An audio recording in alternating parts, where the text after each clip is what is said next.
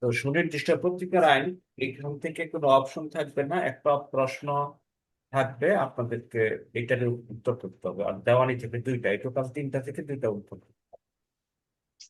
তো সুনির্দিষ্ট পত্রিকার আইনের আমরা যদি সাজেশনে যাই, সুনির্দিষ্ট পত্রিকার আইন থেকে আপনার আমরা প্রথম সবচেয়ে গুরুত্বপূর্ণ যে টপিকটা আমি পড়তে বলবো সেটা হচ্ছে এটা, চুক্তি সুনির্দিষ্ট কার্য সম্পাদন। এটা যে টপ মোস্ট ইম্পর্টেন্ট, এটা 12 ধারা থেকে একদম 27 ক পর্যন্ত আপনারা পড়বেন। তো এটা আমরা গত ক্লাসে পড়ছি যে এখান থেকে আমাদেরকে কি কি করতে হবে। হুম। আজকে আর এইটার বিস্তারিত আলোচনা করব না, শুধু দেখায় চলে যাব। আপনারা গত ক্লাসে ব্যাকরণ দিয়ে দিছি, ওটা দেখে নিন।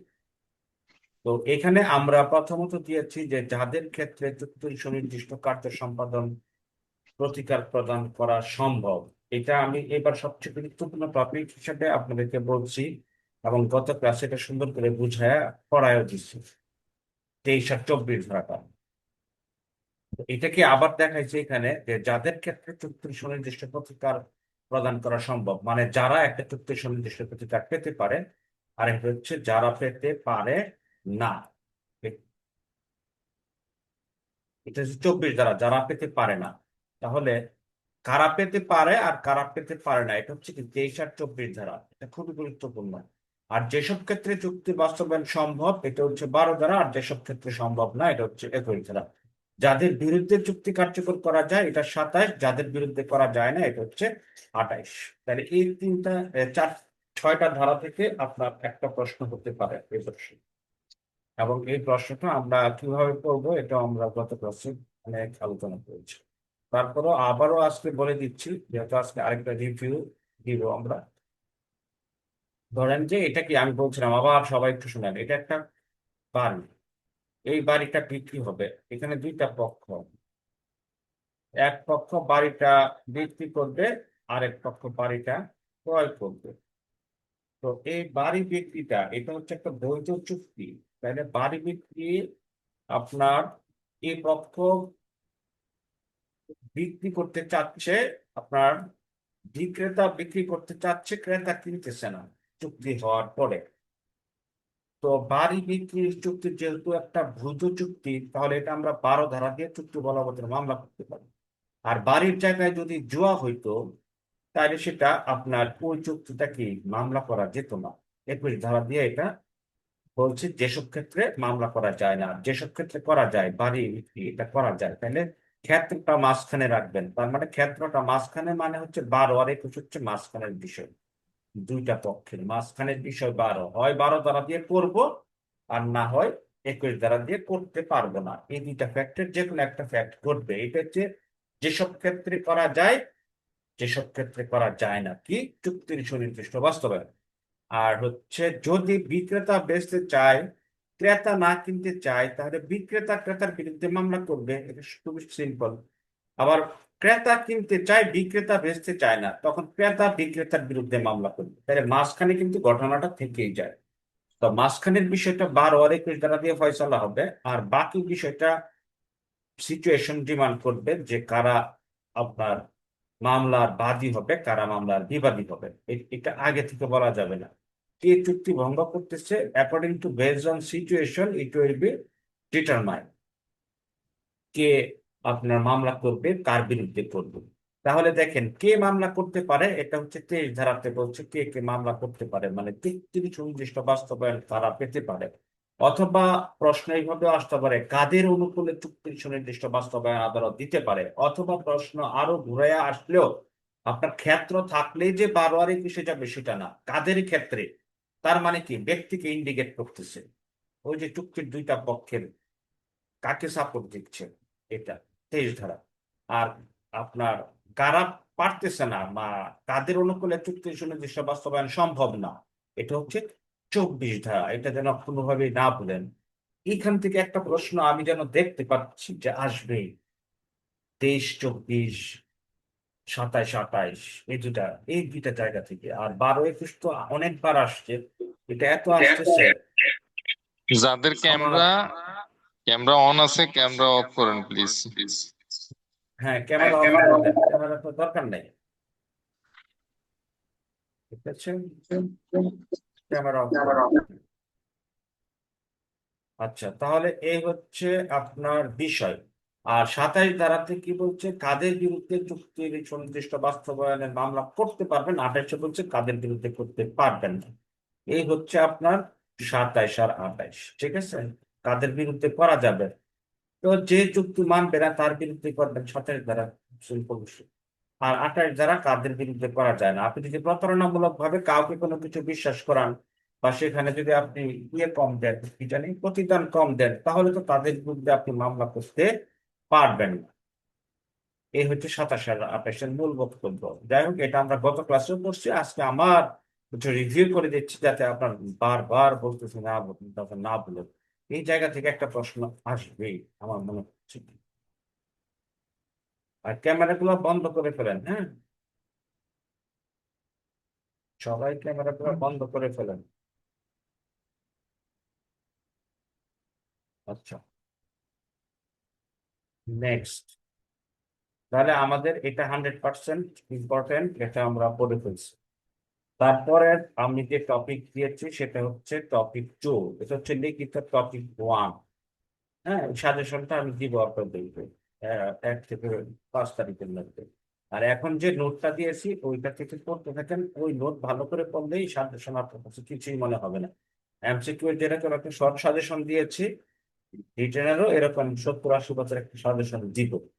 আর এই সাজেশনটা পারবেন তখনই যদি আপনি বড় নোটটা পড়েন, তাই। আর হচ্ছে আদালতের বিবেচনামূলক ক্ষমতা বনাম যুক্তি প্রদানের আপনার বিষয়টা। আদালতের বিবেচনা আমরা বলছি যে আদালত 22 ধারা দিয়ে বিবেচনা করে, সেটা 12 ধারাতেও বিবেচনা করতে পারে, সেটা 42 ধারাতেও বিবেচনা করতে পারে। ঠিক আছে, এই জন্য এটাকে জাস্ট এখানে দেখেন, ওইগুলো মুখস্থ করে হবে না, এগুলো আপনাদেরকে বুঝতে হবে, বুঝলে আপনারা পারবেন আচ্ছা ঠিক আছে। আর লিখিত টপিক 3, এটা তো ওই ঘটনাটাই, যে কার পক্ষে চুক্তি সুনির্দিষ্ট বাস্তবায়ন করা যায় আর কার পক্ষে করা যায় না। আর ঘোষণামূলক ডিক্রি এবং আনুষঙ্গিক আপনার প্রার্থনা, ঘোষণামূলক ডিক্রি আছে 42 ধারায়, আর ফলাফল আছে 43 ধারায়। আমরা একটু বিস্তারিত দেখবো। প্রথম আমরা কি কি টপিক নিয়েছি এজ এ সাজেশন, বা আমরা ওটা আমরা একটু দেখতেছি আর কি। লিখিত টপিক 5-এ চিরস্থায়ী বাধ্যতামূলক এবং নাবালক নিষেধাজ্ঞা পালনের, চুক্তি পালনের নিষেধাজ্ঞা, এটা খুবই গুরুত্বপূর্ণ। 54, 55, 56 এবং 57। চিরস্থায়ী নিষেধাজ্ঞা হচ্ছে 54-তে, বাধ্যতামূলক নিষেধাজ্ঞা 55-তে, আর নেতিবাচক নিষেধাজ্ঞা যেটা এটা হচ্ছে আপনার 57-তে। আর নিষেধাজ্ঞার নামঞ্জুরের যে বিষয়টা এটা হচ্ছে আপনার 56-তে আছে। এই বিষয়টা আমরা এখানে কিছু দেখবো। তারপরে আপনার চুক্তির আংশিক বাস্তবায়ন, আংশিক চুক্তি আমরা এমসিকিউতে যেভাবে করে আসছি ঠিক সেভাবে বসাই দিলেই আপনার হবে। আর আংশিক চুক্তি এবং ক্ষতিপূরণ যেটাকে আমরা একসাথে দেখাই দিচ্ছি, আংশিক চুক্তি হচ্ছে 13, 14, 15, 16, 17 পর্যন্ত যাবেন। আর ক্ষতিপূরণের ইস্যু থাকছে সেটা 19 ধারাতে কমপ্লিট করবেন। আর 14, 15, 16, 17 এগুলো আমরা সবাই অলরেডি পারি। একটা হচ্ছে চুক্তির বড় অংশ আপনার হচ্ছে আহ সম্পাদিত থাকলে কি হবে, আহ অসম্পাদিত থাকলে কি হবে, আর হচ্ছে স্বতন্ত্র থাকলে কি হবে, এই বিষয়টা আপনার 14, 15, 16 বলা হয়েছে। ডিটেলস আমরা পরে দেখছি। তারপরে দেখেন সুনির্দিষ্ট কার্য সম্পাদনের মামলায় বিবাদী পক্ষের আত্মসমর্পণ, মানে বিবাদী পক্ষ কিভাবে আত্মসমর্পণ করতে পারে এই বিষয়টা আপনার দেখানো হয়েছে হচ্ছে আহ লিখিত টপিক 7-এর মধ্যে। সুনির্দিষ্ট কার্য সম্পাদনের মামলায় বিবাদীর আত্মপক্ষ সমর্পণ, এটা খুবই গুরুত্বপূর্ণ একটা বিষয়।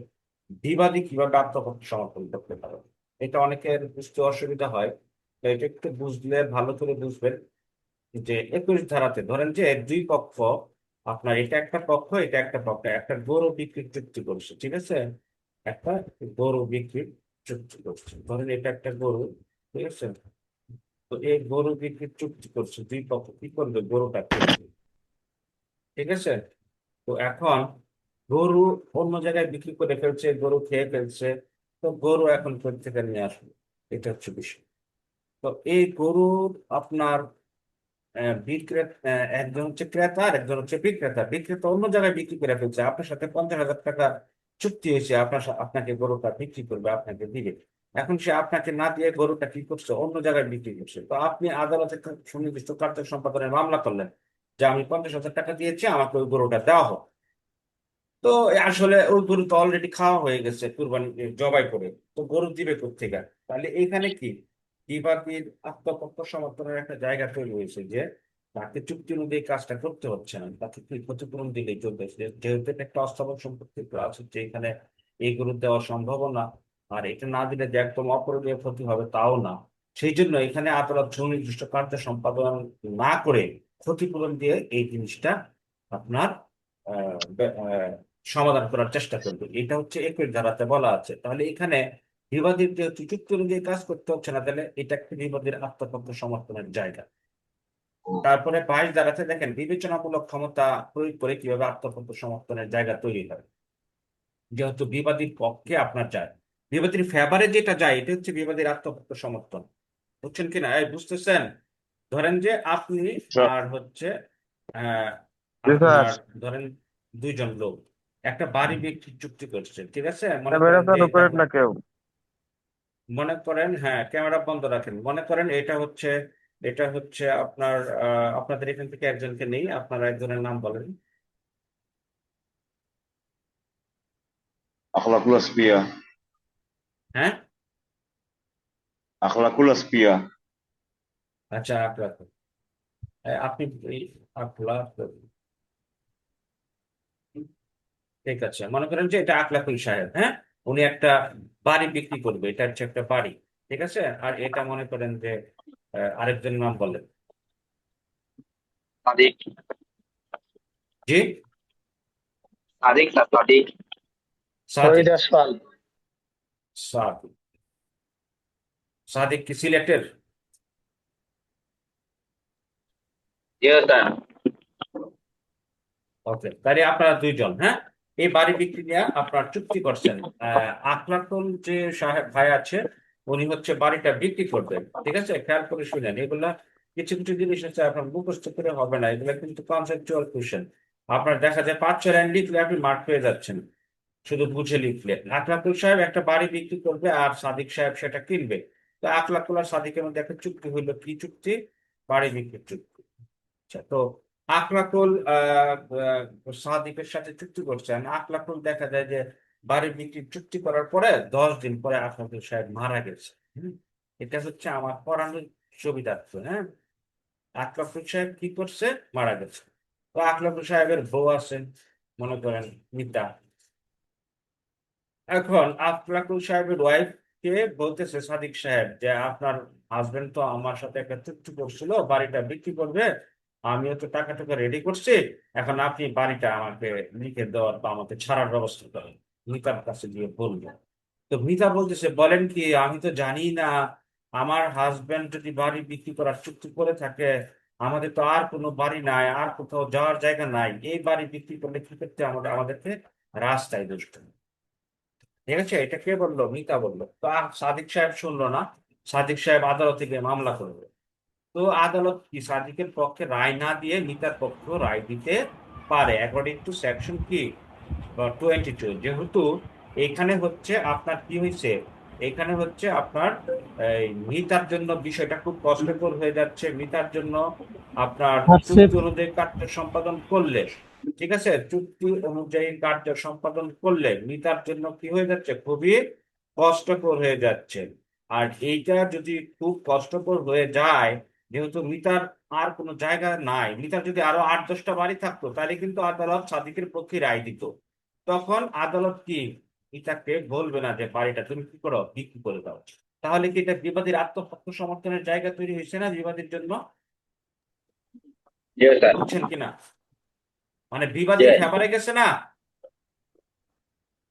নাকি বাদীর ফেভারে গেছে? নর্মালি রায় পাওয়ার কথা কে? সাদিক সাহেব, চুক্তি অনুযায়ী সবকিছুই ঠিক আছে, তারপরেও রায় পাচ্ছে না, চলে গেছে মিতার পক্ষে, যে আপনার কার্য সম্পাদনের দরকার নাই, বাড়ি বিক্রি করার দরকার নাই। তাহলে এইটা কার আত্মপক্ষ সমর্থনের জায়গা তৈরি হচ্ছে এখানে? মিতার। তাহলে এখন এই আত্মপক্ষ সমর্থনের যে প্রশ্ন আসে, তারিখ আপনারা লিখতে পারবেন না? ওই যে একটা পরীক্ষার প্রশ্ন ইয়েটা দিচ্ছিলাম, লিখতে পারবো স্যার। তাহলে হ্যাঁ 21 দ্বারা 22 দ্বারা 24 দ্বারা অনেকে লিখবেন। ওই যে আপনি নিজেই কি করলেন, চুক্তির শর্ত ভঙ্গ করলেন, তাইলে আপনি মামলা করলেও আপনার পক্ষে আদালত রায় দিবে না, বিবাদীর পক্ষে চলে যাচ্ছে। তাহলে এগুলা কি বিবাদীর আত্মপক্ষ সমর্থনের জায়গা না? আপনি একটা বাড়ি বিক্রি করবেন, ঠিক আছে, কি বিক্রি করবেন? বাড়ি বিক্রি করবেন উঠান সহ, এখানে গাছ আছে গাছ সহ। এখন এখন যে বিক্রি করবে সে কি করছে, গাছ কাটা লাইছে ক্রেতারে না জানায়া। এখন ক্রেতা কয় আমি তো কিনবো না, এখন বিক্রেতা গিয়ে মামলা করলো ক্রেতারে কেনার জন্য। এখন কি বিক্রেতাই তো রায় পাওয়ার কথা, কিন্তু বিক্রেতা তার পক্ষে রায় পেল না, রায় চলে গেল ক্রেতার পক্ষে, যিনি হচ্ছে কিনতে চাচ্ছেন না। তাহলে কি এটা বিবাদীর আত্মপক্ষ সমর্থনের জায়গা তৈরি হয়েছে না? জি জি, এবং হ্যাঁ স্যার। ক্ষতিপূরণও তোলা। হ্যাঁ, সেটাই তো, এই হচ্ছে বিষয়। তাহলে শর্ত ভঙ্গ করছে তো তাই।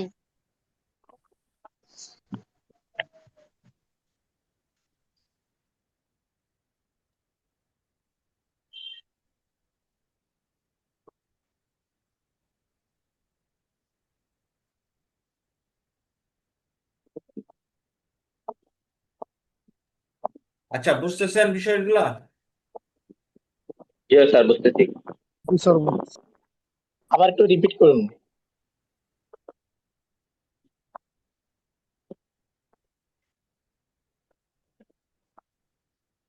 আচ্ছা, বুঝছেন বিষয়গুলা? আচ্ছা তাহলে অ্যাকচুয়ালি এ স্যার হচ্ছে, ওই যে স্যার এই বিষয়টা স্যার আবার একটু রিপিট করুন। আমি তো স্যার মাঝখানের ক্লাসটা করি নাই স্যার, আমি কি আপনার রেকর্ড ওই শুনেন, বইটা নিয়ে বসবো সামনে রেকর্ড স্যার? শুনেন। হ্যাঁ, বই নিয়ে বসুন, আর মাঝখানে ক্লাস শুনেন না, এগুলো তো আমার শোনার লাভ নেই। আমি রেকর্ড দিয়ে দিছি না, রেকর্ড দেখেন না কেন? গ্রুপই থাকেন না রেকর্ড দিয়ে?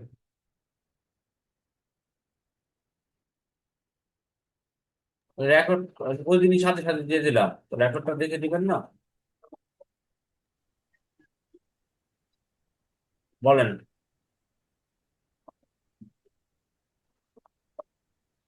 স্যার আপনি একটু প্রতিদিন পড়া দিয়ে দিন স্যার, কারণ পড়া না দিলে স্পিড কেন জানি হারা যায়। এই যে পড়া তো দেওয়া আছে, যেদিন যেটা ক্লাস হবে পরের দিন এটা পরীক্ষা হয়, বুঝেন নাই? স্যার এই যে নোটটা দেখে আপনি পড়াচ্ছেন স্যার, এটা কি হুম। আমরা পাবো কবে স্যার? এটা কয়েকদিন পরে এটা তৈরি করতেছি। আচ্ছা আচ্ছা। কারণ এখন যে নোটটা দিচ্ছি ওইটা পড়তে থাকেন, ওইটা না পড়লে এটা পারবেন না, বুঝছেন কিনা? এটা হচ্ছে শর্টকাট জিনিসগুলা কভার করার জন্য, বুঝতে পারছি। এখন এই শুরুতে শর্টকাট পড়লে আপনি ঝামেলায় পড়বেন।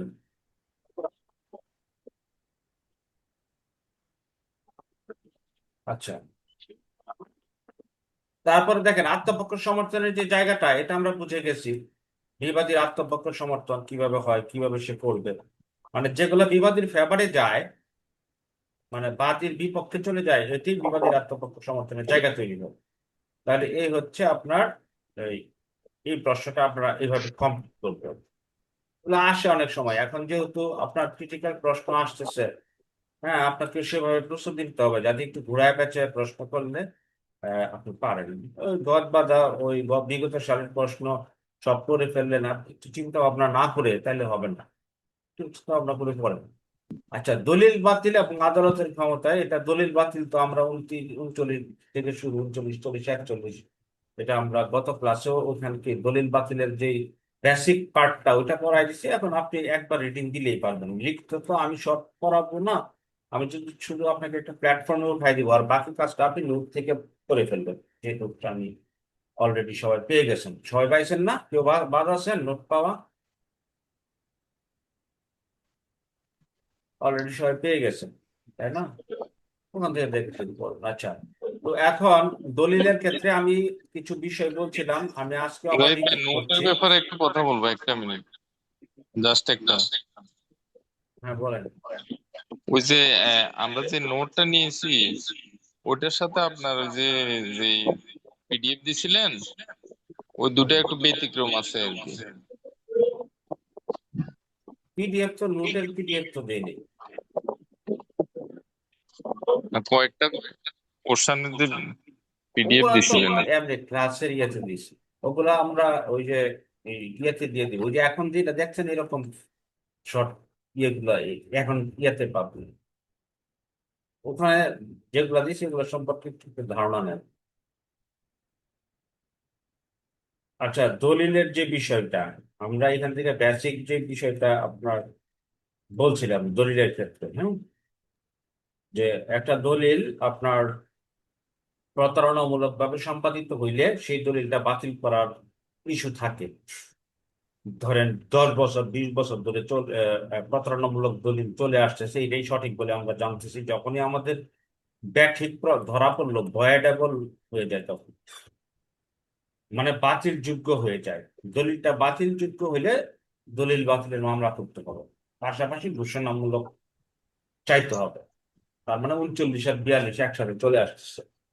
জি, আর আসসালামু আলাইকুম দলিলটা স্যার। যদি দলিলটা, হ্যাঁ, জি, জি স্যার, আপনার বই পাইছি স্যার। আর আজকে যেই ওকে, পড়াইতেছেন এটা সাথে আর এটা বইয়ের নাই, সাথে এটা না, মিল নাই, এটা মিলবে মিলে না, না। এটা তো সাজেশন পড়াচ্ছি, ও এটা আচ্ছা পরে আচ্ছা। দিব, কয়েকদিন পরে। আচ্ছা, তো এখন আপনার হচ্ছে কি জানি ভয়েডেবল আর হচ্ছে বলতেছিলাম ভয়েড অ্যাব ইনিশিও। ভয়েড অ্যাব ইনিশিও শুরুতেই বাতিল। তো যেমন একটা মানুষের যোগ্যতার অভাব আছে, তার বয়স হয় নাই, হ্যাঁ, আপনার আদার্স আরো অন্যান্য বিষয় জড়িত, সেটা একটা ভুয়া, একটা হচ্ছে ইয়া আপনার কাল্পনিক দলিল, একটা হচ্ছে আপনার ধরেন আহ অযোগ্য লোকের দ্বারা সম্পাদিত দলিল, বয়স হয় নাই, হ্যাঁ, ওই দলিল গুলা, ঠিক আছে, অথবা আপনার জুয়া খেলার চুক্তি সম্পর্কিত একটা দলিল, ওই ইস্যুগুলা, ওগুলাকে আমরা ভয়েড অ্যাব ইনিশিও বলবো, মানে ওগুলাকে শুরু থেকেই বাতিল, তাই এগুলাতে আর দলিল বাতিলের মামলা করতে পারি না। এটা বেসিক একটা ইস্যু, গত ক্লাসেও বলছিলাম। আর একটা হচ্ছে দলিলের পক্ষ না হইলে আপনি কি দলিল বাতিলের মামলা করতে পারবেন কিনা। দলিলের পক্ষ না হইলে আপনি দলিল বাতিলের মামলা করার দরকার নাই। দলিলের পক্ষ না হইলে আপনি হচ্ছে শুধুমাত্র ঘোষণামূলক মামলা করবেন, যে এই দলিলটা মানতে আমি বাধ্য না, বা আমার উপর বাধ্যকর নয় ওই দলিলটা, হ্যাঁ, এটা এটা শুধু ঘোষণা চাইলেই চলবে। আর যদি আপনি দলিলের পক্ষ হয়ে থাকেন, ঠিক আছে, কি দলিলের পক্ষ হয়ে থাকেন, তাহলে আপনাকে দলিল বাতিলের মামলা করতে হবে, ঠিক আছে। আর দলিলের পক্ষ না হলে দলিলটা আপনি মানতে বাধ্য না, শুধু ঘোষণামূলক মামলা করলেই কি চলতেছে। এটা বেসিক জিনিস, আবারও আজকে বলে দিলাম, এই জিনিসটা মাথায় রেখে দলিল সংশোধন এবং সংশোধিত চুক্তি কার্যকর করার ক্ষেত্রসমূহ। তো দলিল সংশোধন 31 থেকে 34 পর্যন্ত আছে। তো দলিল সংশোধন আপনার কখন করা যায়, কখন করা যায় না, হ্যাঁ, এগুলো জাস্ট এমসিকিউ তে যেভাবে করে আসছেন, 3টা লাইনে 3টা ক্ষেত্র, ওই সেম সিস্টেমে আপনি শুধু কি করবেন, এগুলা দেখে নেবেন, কোনো রিটেন বইটা হুবহু মুখস্থ করার দরকার নেই। আর আমি তো বারবারই বলতেছি যে বাজারের যে বই আছে ওই বই থেকে আপনি নতুন করে মুখস্থ করতে যায়েন না। আপনি এমসিকিউ যখন যেটা যে ধারাটা যেখান থেকে পড়ছেন শর্টকাট, ওই ধারাটাই আপনি হচ্ছে কি করবেন, এক্সপ্লেন করে দিয়ে আসবেন, তাইলেই হবে, আর কিছু করতে হবে না আপনি, ঠিক আছে। এই ছিল আপনার দলিল সংশোধনের 3টা ক্ষেত্র আছে, ওখান থেকে কি করবেন দেখবেন। এখন দলিল সংশোধনের ক্ষেত্রে আপনার আহ, আদালত কি চাইলেই দলিল সংশোধন করতে পারে কিনা, হ্যাঁ, দুই পক্ষের মধ্যে যদি কোনো আপনার ভুল ভ্রান্তি হয়ে থাকে, এবং দুই পক্ষ দিয়ে যদি আদালতে বলে যে এটা আমাকে সংশোধন করে দেন, বা এখানে আপনার আমাদের লিখতে ভুল হয়েছে, বা আমাদের খেয়াল করি নাই, সেই ক্ষেত্রে আদালত দলিল সংশোধন করে দিবে। কিন্তু আপনার তৃতীয় পক্ষের যদি কোনো আপনার স্বার্থ সংশ্লিষ্ট ইস্যুতে বাধাগ্রস্ত হয় তৃতীয় পক্ষ, সেই ক্ষেত্রে আদালত দলিল সংশোধন করতে আপনার বাধ্য নয়, বা দলিল সংশোধন নাও করতে পারে। দুই পক্ষ আপনার একটা দলিলের মধ্যে ভুল ধরা পড়ছে, কিন্তু এই দলিলের মধ্যে আবার তৃতীয় পক্ষ জড়িত। এখন দলিল সংশোধন করলে আবার তৃতীয় পক্ষের স্বার্থের মধ্যে আঘাত পড়ে বা স্বার্থ নষ্ট হয়, সেই ক্ষেত্রে কিন্তু আদালত দলিল সংশোধনটা করবে না। বুঝছেন কিনা বিষয়টা? তাহলে এইটাই হচ্ছে দলিল সংশোধনের ক্ষেত্রে আপনার থার্ড পার্টি যে যিনি আছেন, ওনার স্বার্থ যদি আপনার ব্যাঘাত পায় বা ব্যাঘাত ঘটে, সেই ক্ষেত্রে আদালত কি করবে না, দলিল সংশোধন করবে না। যেহেতু উনি সৎ বিশ্বাসে সরল বিশ্বাসে আপনার কি করছে, একটা সম্পত্তি অর্জন করছে, আর দলিল সংশোধন করলে ওনার হচ্ছে আপনার স্বার্থ নষ্ট হয়ে যায়, সেই ক্ষেত্রে কি করবে না আদালত, তৃতীয় পক্ষ দলিল সংশোধনের ক্ষেত্রে একটা কি সীমাবদ্ধতা হিসাবে কাজ করবে। বুঝছেন?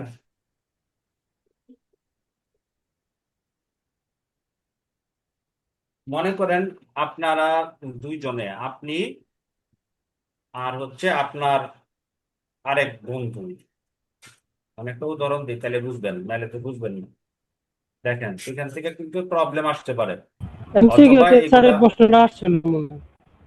হ্যাঁ এগুলো আসতে পারে, তৃতীয় পক্ষের বাধাটা কিভাবে কাজ করে। হ্যাঁ এই প্রশ্নটা এমসিকিউতে আসছে, তৃতীয় পক্ষ যে হ্যাঁ টাকার বিনিময়ে সরল বিশ্বাসে করলে তা হবে না। হ্যাঁ, ধরেন দুইটা পক্ষ, ঠিক আছে, এখান থেকে প্রবলেম আসতে পারে। দুইটা পক্ষ কি করছে, একটা বাড়ি, মনে করেন বাড়ির হচ্ছে সেকেন্ড ফ্লোর কিনছে, ফ্ল্যাট বিক্রি হয় না, সেকেন্ড ফ্লোর কিনছে, এই সেকেন্ড ফ্লোর এটা, ধরেন দোতলা বাড়ি আর, হ্যাঁ, আর উপরে হচ্ছে ছাদ, ঠিক আছে।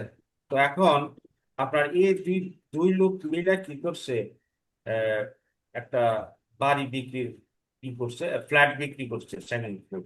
এখন দলিলের মধ্যে লেখা, ধরেন যে আমি একটা কাল্পনিক উদাহরণ দিচ্ছি যে আপনার এই দ্বিতীয় তলার ছাদ সহ কিনা হয়ে গেছে, অথবা এরকম একটা ইস্যু থাকতে পারে, অথবা থাকতে পারে ধরেন কিনছে সেকেন্ড ফ্লোর, দলিলে লেখা হয়ে গেছে থার্ড ফ্লোর, বুঝছেন কিনা, কিনছে কি সেকেন্ড ফ্লোর, দলিলে লেখা হয়ে গেছে কি থার্ড ফ্লোর।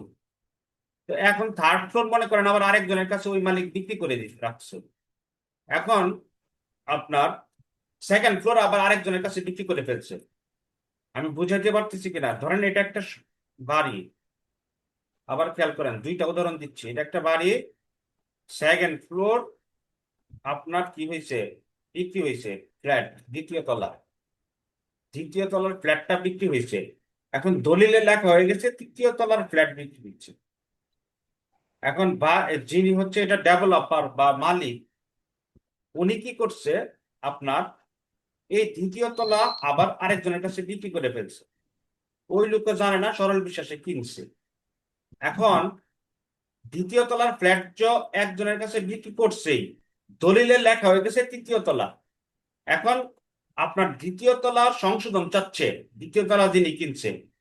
তো এখন এই দ্বিতীয় তলা তো মালিক আবার আরেকজনের কাছে বিক্রি করে ফেলছে, সরল বিশ্বাসে ওই লোক কিনছে। এখন দ্বিতীয় তলা যদি আগের মালিককে সংশোধন করে দেয়, তাহলে আরেকজনের কাছে বিক্রি করছে ওনার স্বার্থে আঘাত পাচ্ছে কিনা,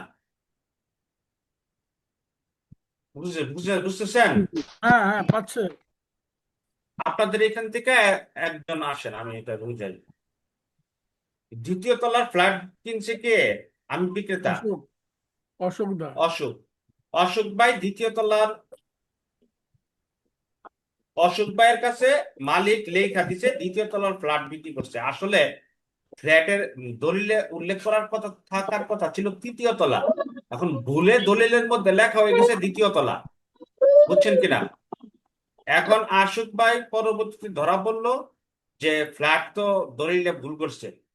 এদিকে আবার মালিক কি করছে, মালিক যাই না করুক আর না যাই না করুক সেটা বিষয় না, মালিক কি করছে, মনে করেন আমি আবার এই ফ্ল্যাটটা আরেকজনের কাছে বিক্রি করে দিচ্ছি, মনে করেন আপনাদের গ্রুপ থেকে কে আসবে, মাহফুজ। মাহফুজ ভাইয়ের কাছে বিক্রি করে দিচ্ছি। এখন অশোক ভাই বলতেছে যে, আমারে বলতেছে যে জাহিদ ভাই আপনি তো আমার দ্বিতীয় তলার ফ্ল্যাটটা বিক্রি করছেন, কিন্তু আপনার তো দলিল লেখা হয়ে গেছে তৃতীয় তলা, হ্যাঁ এখন এটা সংশোধন করে দ্বিতীয় তলা দেন। তো এখন যদি আশুক ভাইরে আমি দ্বিতীয় তলা সংশোধন করে দেই, তো মাহফুজ ভাইয়ের স্বার্থে আঘাত করবে কিনা, বুঝতেছেন পড়বে। কিনা। হ্যাঁ মাহফুজ ভাই পড়বে। তো সরল বিশ্বাসে কিনছে, তো এই হুম, জন্য এটা সংশোধন করা যাবে না, কারণ সংশোধন করলে মাহফুজ তৃতীয় পক্ষ কি হবে, তৃতীয় পক্ষ ক্ষতি হবে। আঘাতপ্রাপ্ত হচ্ছে, মানে স্বার্থে সমস্যা হয়ে যাচ্ছে। এই জন্য দলিল সংশোধনের ক্ষেত্রে তৃতীয় পক্ষ কি একটি সীমাবদ্ধতা, দলিল সংশোধনের সীমাবদ্ধতা হিসাবে কাজ করে। পরীক্ষায় যদি এখন আসে, দেখেন সবকিছু মুখস্থ করে হয় না, এই কারণে আমি বলতেছি, এখন পরীক্ষায় যদি আসে দলিল সংশোধন বলতে কি বুঝো, দলিল সংশোধন কোন কোন ক্ষেত্রে করা যায় এবং কোন কোন ক্ষেত্রে করা যায় না। তো যায় না যে ক্ষেত্রে, এই যে এরকম একটা ইস্যু থাকলে তো দলিল সংশোধন করা যাবে না, বুঝতে পারছি কিনা, তাহলে কি এটা দলিল সংশোধনের সীমাবদ্ধতা বলা যায় কিনা, যায়। যায়। তাহলে এগুলা কি মুখস্থের বিষয় না, বুঝতে হবে এগুলা, আপনি এই উদাহরণটাই দিতে পারেন। হুম, এখন সংশোধন করলে মাসুম ভাইয়ের স্বার্থে আঘাত করতেছে, মানে এটাই তৃতীয় পক্ষ, এটা একটা বাধা হিসাবে কাজ করতেছে, তার মানে দলিল সংশোধনের ক্ষেত্রে তৃতীয় পক্ষ একটা সীমাবদ্ধতা হিসাবে কাজ করে, মানে একটা বাধা হিসাবে কাজ করে। কারণ সে মূল্যের বিনিময়ে কিনছে, সরল বিশ্বাসে কিনছে। বুঝছেন কিনা? এই ক্ষেত্রে সংশোধনের আদেশ দিবে না তারা। দিলে তৃতীয় পক্ষের স্বার্থটা কি হচ্ছে, ঠিক থাকতেছে না। তো এরকম একটা প্রবলেম আসতে পারে। এই ক্ষেত্রে দলিল সংশোধন করা যাবে কিনা। তাহলে আপনি যা বুঝছেন ওভাবে লিখবেন যে যাবে না, আর মুখস্থ করলে লিখবেন যাবে, আর মুখস্থের সংখ্যায় বেশি থাকবে। তাহলে স্যার দ্বিতীয় পক্ষে এখন কি পাবে স্যার? ক্ষতিপূরণ পাবে না? এটা পরের বিষয়, এখন ফৌজদারিতে চলে যেতে হবে। তৎপরার মতো অন্য। এখন এতটুকু বুঝছেন কিনা? জি, বুঝতে পারছি না। ওকে।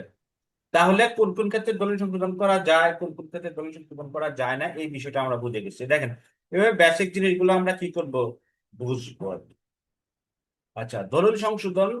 আচ্ছা, তাহলে দলিল সংশোধনের মূলনীতি এই 31 থেকে 34 পর্যন্ত দিয়ে দিবেন, 33-এ আছে এটা। আচ্ছা, আর চুক্তির আংশিক বাস্তবায়ন এটা আমরা পড়ে ফেলছি। আর লেভেল 3 গুড টু নো, জেনে রাখা ভালো। লেভেল 3টা হচ্ছে কি, ইম্পর্টেন্ট না, গুড টু নো, পড়ে রাখা ভালো, মানে আপনার সেফটির জন্য। ঠিক আছে? তো 5 ধারাতে 5টা প্রতিকার, 6 ধারাতে নিরুদ্দেশ প্রতিকার, 7 ধারাতে যে ক্ষেত্রে সুনির্দিষ্ট প্রতিকার দেওয়া যায় না দণ্ডের ক্ষেত্রে, 22 ধারাতে বিবেচনামূলক ক্ষমতা। এগুলা কি গুড টু নো, জেনে রাখা ভালো। আর অস্থাবর সম্পত্তির দখল পুনরুদ্ধার, এই বিষয়টা আমরা 10-11-তে জানি। অস্থাবর সম্পত্তির একটা হচ্ছে অস্থাবর সম্পত্তির 10-এও করা যায়, 11-তেও করা যায়। তো কোনটা অস্থাবর সম্পত্তি কোন ধারা দিয়ে করব, এটা বেসিক ইনফরমেশনটা হচ্ছে যে অস্থাবর সম্পত্তিটা অ্যাভেলেবেল, যে অস্থাবর সম্পত্তিটা অ্যাভেলেবেল মানে ধরেন আপনি একটা মোটরসাইকেল হারায় ফেলছেন, ওই মোটরসাইকেলটা আপনি ফেরত চাচ্ছেন, এই ক্ষেত্রে আপনি 10 ধারায় মামলা করবেন। আর যেটা অ্যাভেলেবেল না, যেটা দুর্লভ, অস্থাবর সম্পত্তি কিন্তু দুর্লভ, আছে না? মনে করেন একটা ফটো, একটা কি ফটো একজনে নিয়ে আপনার রাইখা দিচ্ছে, তার কাছে আপনি জিম্মা রাখছেন, সে এখন এটা দিতেছে না। তো সেই ক্ষেত্রে আপনি 11 ধারায় মামলা করবেন। যেটা হচ্ছে 11 ধারার আবার ক্ষেত্র আছে, 4টা ক্ষেত্র, এই 4টা ক্ষেত্র মুখস্থ করবেন।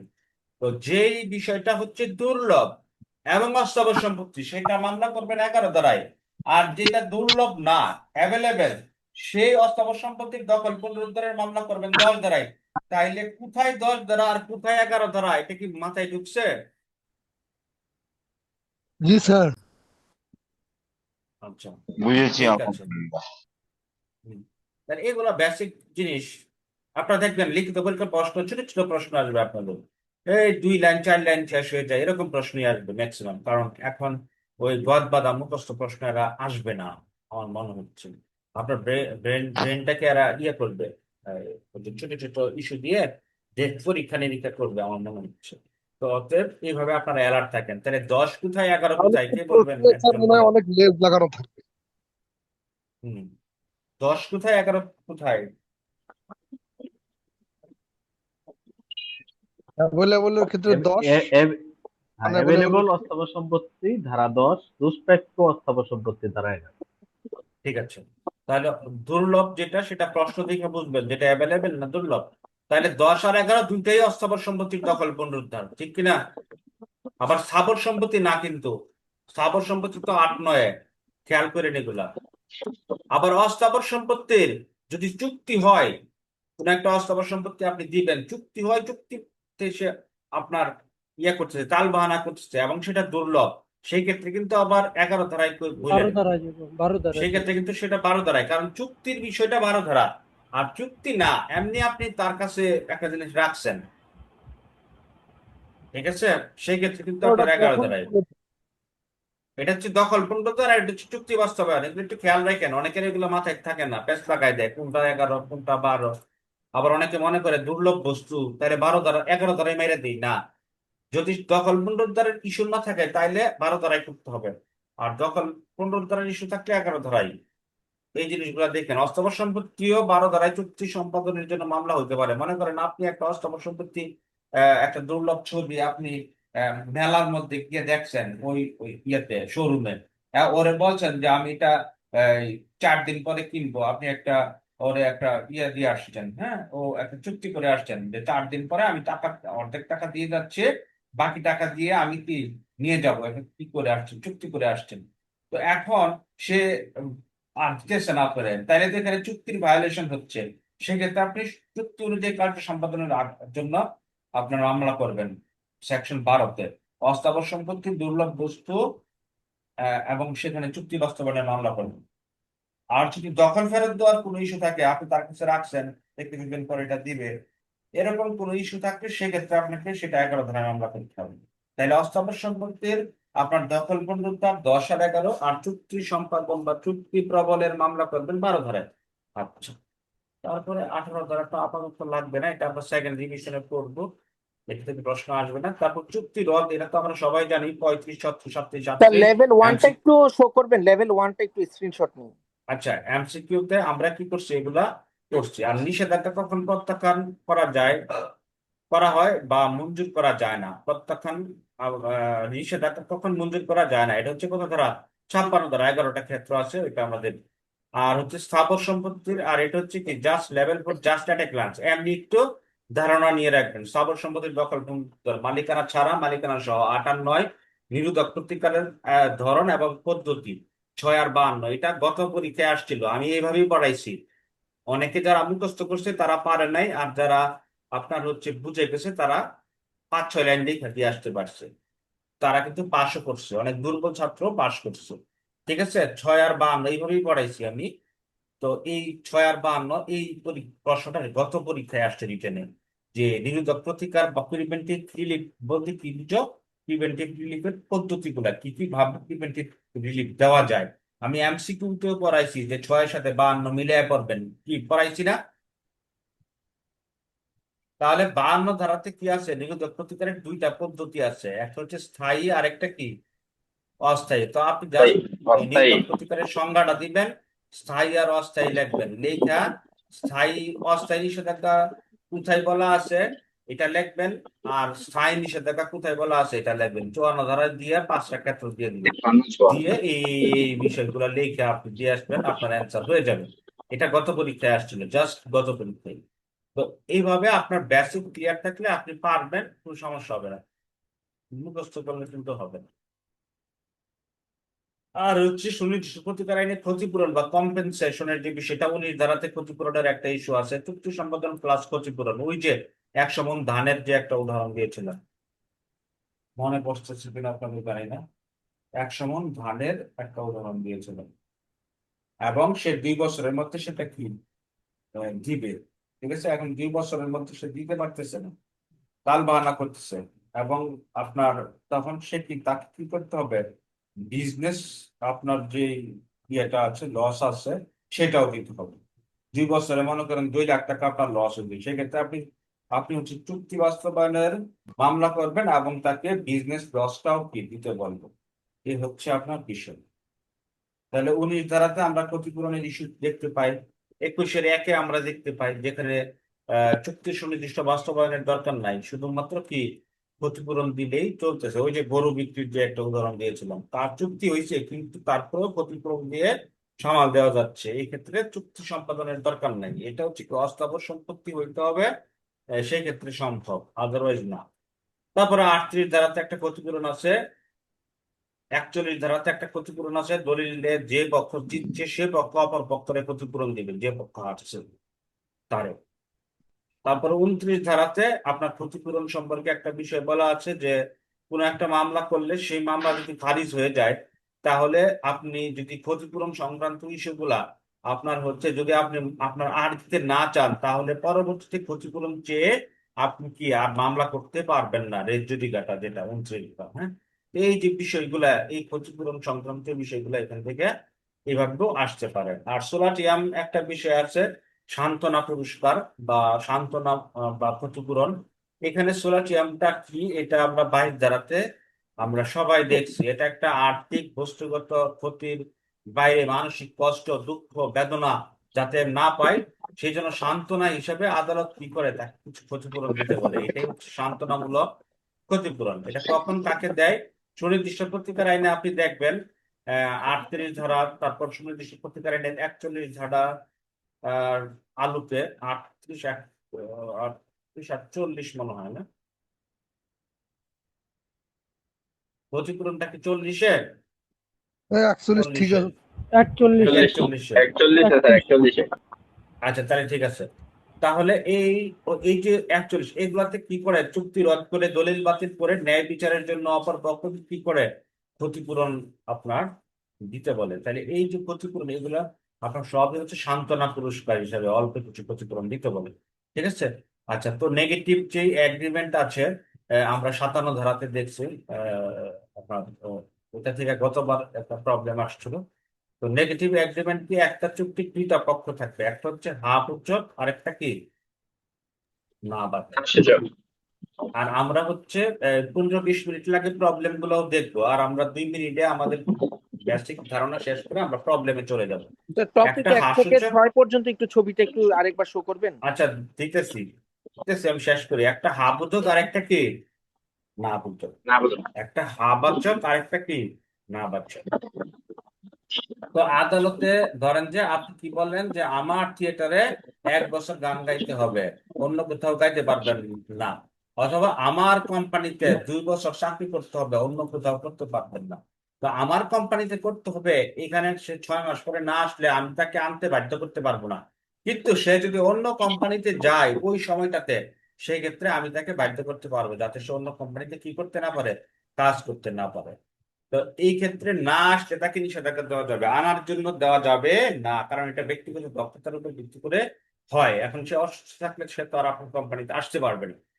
এই হচ্ছে বিষয়, এটা হচ্ছে ইয়ে। আর আনুষঙ্গিক প্রতিকার যেটা, সেটা আপনার হচ্ছে এই, ঘোষণামূলক মামলায় বাদী কেবল আইনগত মর্যাদা বা সম্পত্তির অধিকার ঘোষণার বাইরেও তাৎক্ষণিক প্রতিকার হিসাবে অন্যান্য আরো কিছু প্রতিকার চাইবে। সে শুধু ঘোষণাই চাইবে না, কোনো একটা সম্পত্তির বা কোনো একটা পদের পাশাপাশি পদ বলতে কি, ধরেন যে একটা চাকরি, হ্যাঁ, একটা জব। তো শুধু জব আপনার জবের সে এই চাকরির আপনার তার পক্ষে ঘোষণা দেওয়া হোক, এই ঘোষণাটাই যথেষ্ট না। সে যদি বেতন ভাতা চায় পায়, তাহলে তার বেতন ভাতা দিতে হবে। হ্যাঁ, প্লাস হচ্ছে তাকে ওই পদে আপনার বসাইতে হবে। এই সমস্ত ইস্যুতে আনুষঙ্গিক প্রতিকার হিসেবে যা যা চাওয়া দরকার, এই 42 ধারার পাশাপাশি সেগুলা কি চাইতে হবে। যদি চার দখল না থাকে, তাহলে 42 ধারার পাশাপাশি কি তার দখল ফেরতের মামলা করতে হবে 8 ধারায়। ঠিক আছে। যদি সে আপনার কোনো একটা পদ থেকে বিতাড়িত হয়, তাহলে 42 ধারায় ঘোষণা চাইবে এবং হচ্ছে কি আপনার 55 ধারা মোতাবেক তাকে আবার সেই পদে বহাল করার জন্য আদালত থেকে বাধ্যতামূলক নিষেধাজ্ঞার একটা বিষয় আপনার নিয়ে আসতে হবে, যে আমাকে যেন ওই পদে বাধ্যতামূলক ভাবে কি হয়, বসানো হয়। তাহলে 42 ধারার সাথে 8 ধারা, 42 ধারার সাথে 55 ধারা, এই যে তারপর হচ্ছে যদি আরো কোনো টাকার ইস্যু থাকে, তাহলে টাকাগুলা 6 মাস বা 1 বছরের বেতন, হ্যাঁ, প্লাস আনুষঙ্গিক আরো যে কিছু থাকে সেগুলো আপনার সে কি করতে চাইবে। তাহলে এগুলো হচ্ছে আনুষঙ্গিক প্রতিকার, কনসিকুয়েন্সিয়াল রিলিফ, এগুলো তাকে কি করতে হবে, চাইতে হবে। এ হচ্ছে আমাদের ইয়ে আপনার সাজেশনের পার্ট। এর বাইরে আর আশা করি আসবে না। আর রিসিভারটা আমরা দেওয়ানিতে করবো, এই জন্য রিসিভারটা আমরা আপাতত কিছু বলিনি। ঠিক আছে। আচ্ছা, তো এই এই হচ্ছে আমাদের কি সাজেশন, যেটা আমরা হচ্ছে এমসিকিউ আমরা হচ্ছে, আমি এগুলো একটু দেরি লাগতেছে কারণ আমি একা কাজগুলা করি, তো অন্য কাউকে দিয়ে কাজগুলা করানো হয় না। ঠিক আছে, কারণ আমি আমার মতো করে চিন্তা করে জিনিসগুলা করি আর কি, স্যার আরেকবার একটু যেটা স্লো করবেন। আপনারা। স্যার একটা কথা বলবো, একসাথে সব না দিয়ে স্যার একটা একটা করে সাবজেক্ট দিলে আমাদেরও একটু সুবিধা হইতো। হ্যাঁ, একটা একটা করে দিতেছি। গত ক্লাসে তো এসআই করাইছি, স্যার আজকে একটা দেখাইছি। স্যার একটা বিষয় জানতে পারবো? স্যার হ্যাঁ, একটা বিষয় জানতে পারবো?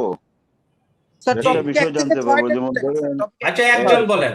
প্রশ্ন আসছে হ্যাঁ, যে কোন বিষয়সমূহ অন্তর্ভুক্ত আইন মুসাবিদা করতে হবে। এখানে এখানে বুঝি কি না, আরজি লিখতে হবে, না আরজি মুসাবিদা করতে হবে, না শুধু কোন কোন বিষয়ে, মানে বুঝি যে নাই যে যে আপনার প্রশ্ন। বিষয়গুলো ওগুলো লিখতে হবে? আপনার প্রশ্নটা বুঝি নাই, আবার বলেন। আপনার কোন কোন নেটের বিষয়? সমস্যা হচ্ছে, আপনার নেটের সমস্যা হচ্ছে, আপনি ক্লাসের শেষে বলেন, আমি বুঝতেছি না। আচ্ছা, তো আমরা এই স্যার হচ্ছে লেভেল টপিক গুলো। 1 থেকে 5 একটু স্যার দেখিনি স্যার, টপিক 1 থেকে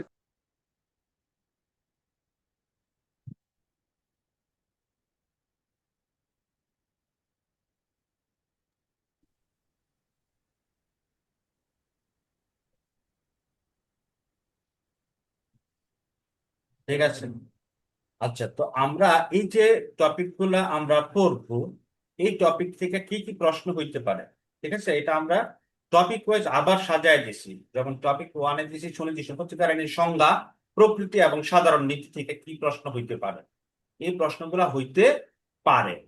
তারপর হচ্ছে টপিক টু, স্থাবর ও অস্থাবর সম্পত্তির দখল পুনরুদ্ধার থেকে কি কি প্রশ্ন হইতে পারে, এই প্রশ্নগুলো হইতে পারে।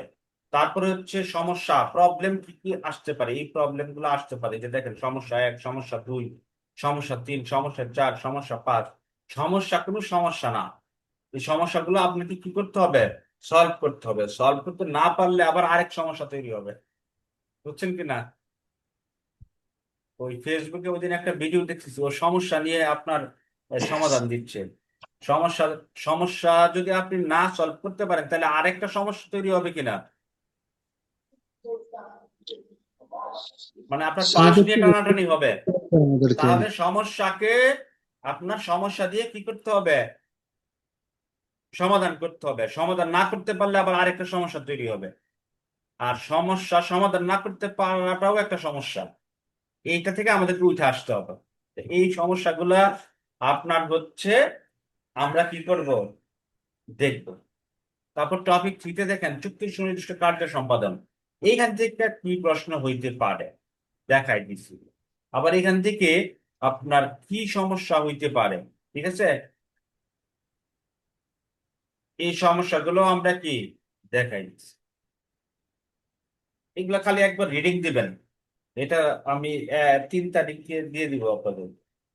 দলিল সংশোধন, চুক্তি রদ, দলিল বাতিল, এখান থেকে কি কি প্রশ্ন হইতে পারে। যেমন আমি একটু আগে যে প্রশ্নটা আপনাদের সাথে শেয়ার করেছি, এই প্রশ্নগুলো মুখস্থ করা না, জাস্ট হচ্ছে কি আপনার কনসেপ্টের সাথে একটু মিলাই নেওয়া। আমি কিন্তু মুখস্থ করার জন্য আপনাকে দিচ্ছি না। আপনি কি করবেন, জাস্ট ইংলিশ টার্ম গুলা কি হইতে পারে, তারপর কনসেপ্টটা যেটা বলছি ওইটার সাথে কি মিলতেছে কিনা, এতটুকুই তারা নিতে। তো কনসেপ্টের সাথে শুধু মিলাই নেবেন, বইটা নিন প্রশ্নটা। একদম এই যে আপনার প্রশ্নটা, যেটা আমি ক্লাসে আলোচনা একটু আগে আলোচনা করছি, আপনার এগুলো দিকে ঘাবড়ানোর কিছু নাই। ওই টপিক থেকে এই টাইপের প্রশ্ন হইতে পারে বিদায় আমি জাস্ট দেখাইছি। যেমন এই যে আপনার কি বলছি আমরা, যে সংসদ সুনির্দিষ্ট প্রতিকার আইনের 31 ধারা অনুযায়ী কোন কোন ক্ষেত্রে আপনার বা আপনার কি কি কারণে আদালত লিখিত দলিল সংশোধনের আদেশ দিতে পারে, এটা তো আপনি লিখতেই পারবেন। 3টা কারণ আছে যে কারণে আদালত দলিল সংশোধন করতে পারে, আমরা 31 ধারাতে পড়ে আসছি। আর দলিল সংশোধনের ক্ষেত্রে আদালতের সীমাবদ্ধতা, তাহলে এটা কি লিখবেন, এই যে একটু আগে বুঝাইলাম। দলিল সংশোধনের ক্ষেত্রে আদালতের সীমাবদ্ধতা বা বিবেচনামূলক ক্ষমতা আলোচনা করুন। অথবা এটা এইভাবে আসতে পারে যে দলিল সংশোধনের ক্ষেত্রে দলিল সংশোধনের আদেশ দানের ক্ষেত্রে তৃতীয় পক্ষ একটি বাধা হতে পারে, উক্তিটি সুনির্দিষ্ট প্রতিকারণের 31 ধারার আলোকে ব্যাখ্যা করেন। বুঝছেন কিনা, যেটা আপনাদের এমসিকিউতে মনে হয় আসছে এরকম একটা প্রশ্ন। তাহলে এই যে বিষয়গুলা, এইগুলা জাস্ট হচ্ছে রিটেনে আসতে পারে, আপনাকে কি করতে হবে, এগুলোর একটা সমাধান দিয়ে আসতে হবে 3-4 লাইন, বা এটা সর্বোচ্চ লিখলে 7-8 লাইন লাগবে টোটাল প্রশ্ন উত্তর লিখতে। এটা পাতার পাতা ভরতে হবে না, জাস্ট টু দা পয়েন্টে প্রশ্ন করবে, আপনাকে টু দা পয়েন্ট অ্যান্সার করতে হবে। তো আমার ক্লাসগুলো করলে জিনিসগুলো আপনি পারবেন। উত্তরও দিয়ে দিব আমি শর্টকাট। এই এই সাজেশনের উত্তরটা হবে ছোট ছোট উত্তর। বড় উত্তর দিলে তো আবার ওই বইয়ের মতো বড় হবে, আমি ওইটা এটার বেশি বড় করবো না, 80 পাতার বেশি করবো না। তো এইটা আপনাকে কি করবে, একটা একটা স্টেজে নিয়ে দাঁড় করাবে, কিন্তু আপনার ওই বড় বইটা পড়া থাকতে হবে, নাহলে আপনার বুঝতে অসুবিধা হবে। আচ্ছা, তো এই বিষয়গুলো আছে, এখানে সমস্যা আছে দলিল সংশোধন থেকে কি, আর যে মুসাবিদা কি আসবে, এখান থেকে কি কি সমস্যা আসবে। তারপর ঘোষণামূলক যে বিষয়গুলা, এখান থেকে কি কি প্রশ্ন আসবে, এবং এখান থেকে কি কি সমস্যা আসবে, আর কি কি মুসাবিদা আসতে পারে, কি কি আসবে না। মানে টপিক ওয়াইজ, কোনো এলোমেলো না। এই এখন এটা এখন 8 ধারার প্রশ্ন, এখন 6 ধারা 9 ধারা, এইভাবে না। মানে আপনাকে আগাইতে হবে একটা সিস্টেমেটিক ওয়েতে।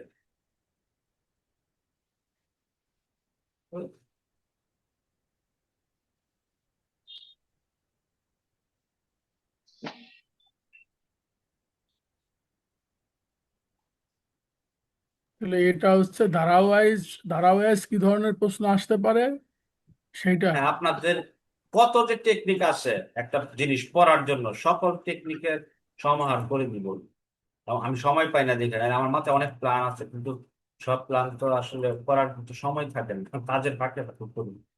এখন আপনার আরো কিছু বিষয় আছে। আপনার এই পড়াটাকে কিভাবে আপনি বুঝাবেন, ঠিক আছে, পড়াটাকে কিভাবে আপনি বুঝাবেন এটাও দেখাই দিচ্ছি। দেখেন, পাঠ পরিকল্পনা। এই যে দেখেন, আমরা একটা প্রশ্ন দিয়েছি, দেখেন, বিবাদী চুক্তির সুনির্দিষ্ট কার্য সম্পাদনের মামলায় আত্মপক্ষ সমর্থন করতে পারে কি? তাহলে এটার উত্তরটা কি কি দ্বারা দিয়ে হবে এটা লিখে দিচ্ছি, 21, 23, 24, বুঝছেন কিনা? 22 কেন জানি 25, দেন। 22 দিয়ে দিবেন, এটা এখানে আসে না, বুঝছেন? এই যে প্রশ্ন আর উত্তর, এতটুকু জানা থাকলেই তো উত্তর লেখা যায়, লেখা যায় না? যাদের ক্ষেত্রে ইয়েস। চুক্তির সুনির্দিষ্ট কার্য সম্পাদনের প্রতিকার সম্ভব, 23 ধারা জানা থাকলে আপনি লিখতে পারবেন। চুক্তির সুনির্দিষ্ট কার্য সম্পাদন বলতে কি বোঝো? আদালত কি সকল চুক্তির সুনির্দিষ্ট কার্য সম্পাদনের আদেশ দিতে বাধ্য? আদালত যে নীতিগুলোর ভিত্তিতে সুনির্দিষ্ট কার্য সম্পাদন মঞ্জুর করে থাকে সেগুলো আলোচনা করো। 22 আর 12 দিয়ে লিখে ফেলবেন, শেষ। যাদের বিরুদ্ধে চুক্তির সুনির্দিষ্ট কার্য চমৎকার সম্পাদন হয়েছে স্যার, সম্ভব, এইভাবে 27 ধারা। অনেক প্রশ্ন করো, হ্যাঁ, অনেক চমৎকার হয়েছে স্যার, এইভাবে করে পড়লে একদম ইজি। হ্যাঁ, এই যে হয়ে যাবে। তো এইভাবে আসলে সংবিধান থাকে না এইভাবে। স্যার এই তো সাজেশন কি দেখেন, পিডিএফ দিবেন নি স্যার? এটা কি পিডিএফ পাবো না আমরা? PDF, আমি ওই যে হার্ড কপি বানাই দিয়ে দেবো, PDF দেই না আমি এগুলো। তারপর দেখেন, চুক্তির সুনির্দিষ্ট কার্য সম্পাদন কি? এইভাবে সবগুলো প্রশ্নের উত্তর কি করা আছে একদম চেকলিস্ট আকারে, আপনি হচ্ছে পরীক্ষার আগের দিন এগুলো দেখে যেতে পারবেন, বুঝছেন? এই দেওয়া আছে, এতটুকুই রেডি আছে এটা। আপনার সূত্র। স্যার একটা বিষয় একটু কথা বলতাম, সেটা হচ্ছে ধরানি, যে আমি বলো। ধারাগুলো তো পড়ছি স্যার আপনার ওই যে ছোট বইটা শর্ট সাজেশন থেকেও, কিন্তু মনে হচ্ছে যে পরিপূর্ণ না। আবার আমি কয়েকটা বইয়ে দেখছি সব ধারা পাওয়া যায় না। তো সেক্ষেত্রে স্যার আপনার কি কোনো এরকম মানে একদম বেয়ার অ্যাক্টের কোনো বই আছে কি আপনার? বেয়ার একটা নাম, আর যে বড় বইটা আছে না, ওই আইন বিচার MCQ উইন উইন, ওই বইটাতে আপনি ক্ষতি করেন, ওইটা আছে কি? না স্যার, ওইটা তো নাই স্যার। ওইটা তো আমারও নাই, ওইটা তো শেষ হয়ে গেছে আমার এখানে। 2-3 মাস আগে ও বইটা শেষ, সব নিয়ে গেছে। ওটা আমি পাবলিশ করবো কিছুদিন পরে। আপনি আপাতত ধারাগুলো দেখতে থাকেন, আর আমি সব দিয়ে দিচ্ছি, ওভাবে দেখেন, ঠিক আছে? আচ্ছা, সুনির্দিষ্ট কোনো স্থাবর সম্পত্তির খাস দখলের মামলা খারিজ হওয়ার পর, ঠিক আছে, উক্ত খারিজ আদেশ সম্বলিত রায়টি রদ রহিতের প্রার্থনা না করে কি করছে, বাদী নতুন ভাবে একই বিষয়বস্তু নিয়ে মামলা দায়ের করতে পারে কি? পারে না, এটা 29। পারে না। পারে, 9 দ্বারা পারা যাবে শব্দ দখলের ঋতু। দেখেন, পারে সুনির্দিষ্ট না। কোন স্থাবর সম্পত্তির খাস দখল উদ্ধারের মামলা খারিজ হওয়ার পর, ঠিক আছে, উক্ত খারিজ আদেশ সম্বলিত রায়টি রদ করে রদ রহিতের প্রার্থনা না করে বাদী নতুন ভাবে করতে পারে কিনা? পারে। 9 দ্বারা সেটা কি হচ্ছে পারা যাবে? আপনার, হ্যাঁ, 9 ধারা, রেট জুডিকাটা নট পারে, অ্যাপ্লিকেবল। সেকশন 9 ধারাতে অ্যাপ্লিকেবল না, 9 ধারা, রেট জুডিকাটা, সেই জন্য এখানে আবার মামলা করতে হবে। এগুলো জাস্ট এতটুকু দেওয়া থাকবে, 2-3 নাম্বারের প্রশ্ন আসবে, ঠিক আছে, আপনি লিখে ফেলবেন, কাজ শেষ। আচ্ছা, তো এই হচ্ছে আমাদের সাজেশনের বিষয়। আর আমরা হচ্ছে এখন আমরা আমাদের নোটে চলে যাব, আমরা কিছু প্রবলেম দিব। সাজেশনটা রেডি হচ্ছে, খুব দ্রুত পাবেন কিছু। এটা আপনাকে একটা রুট ম্যাপ দিবে, এবং দুর্দান্ত একটা রুট ম্যাপ।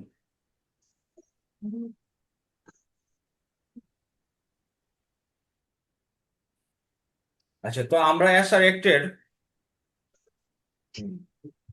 তো আমরা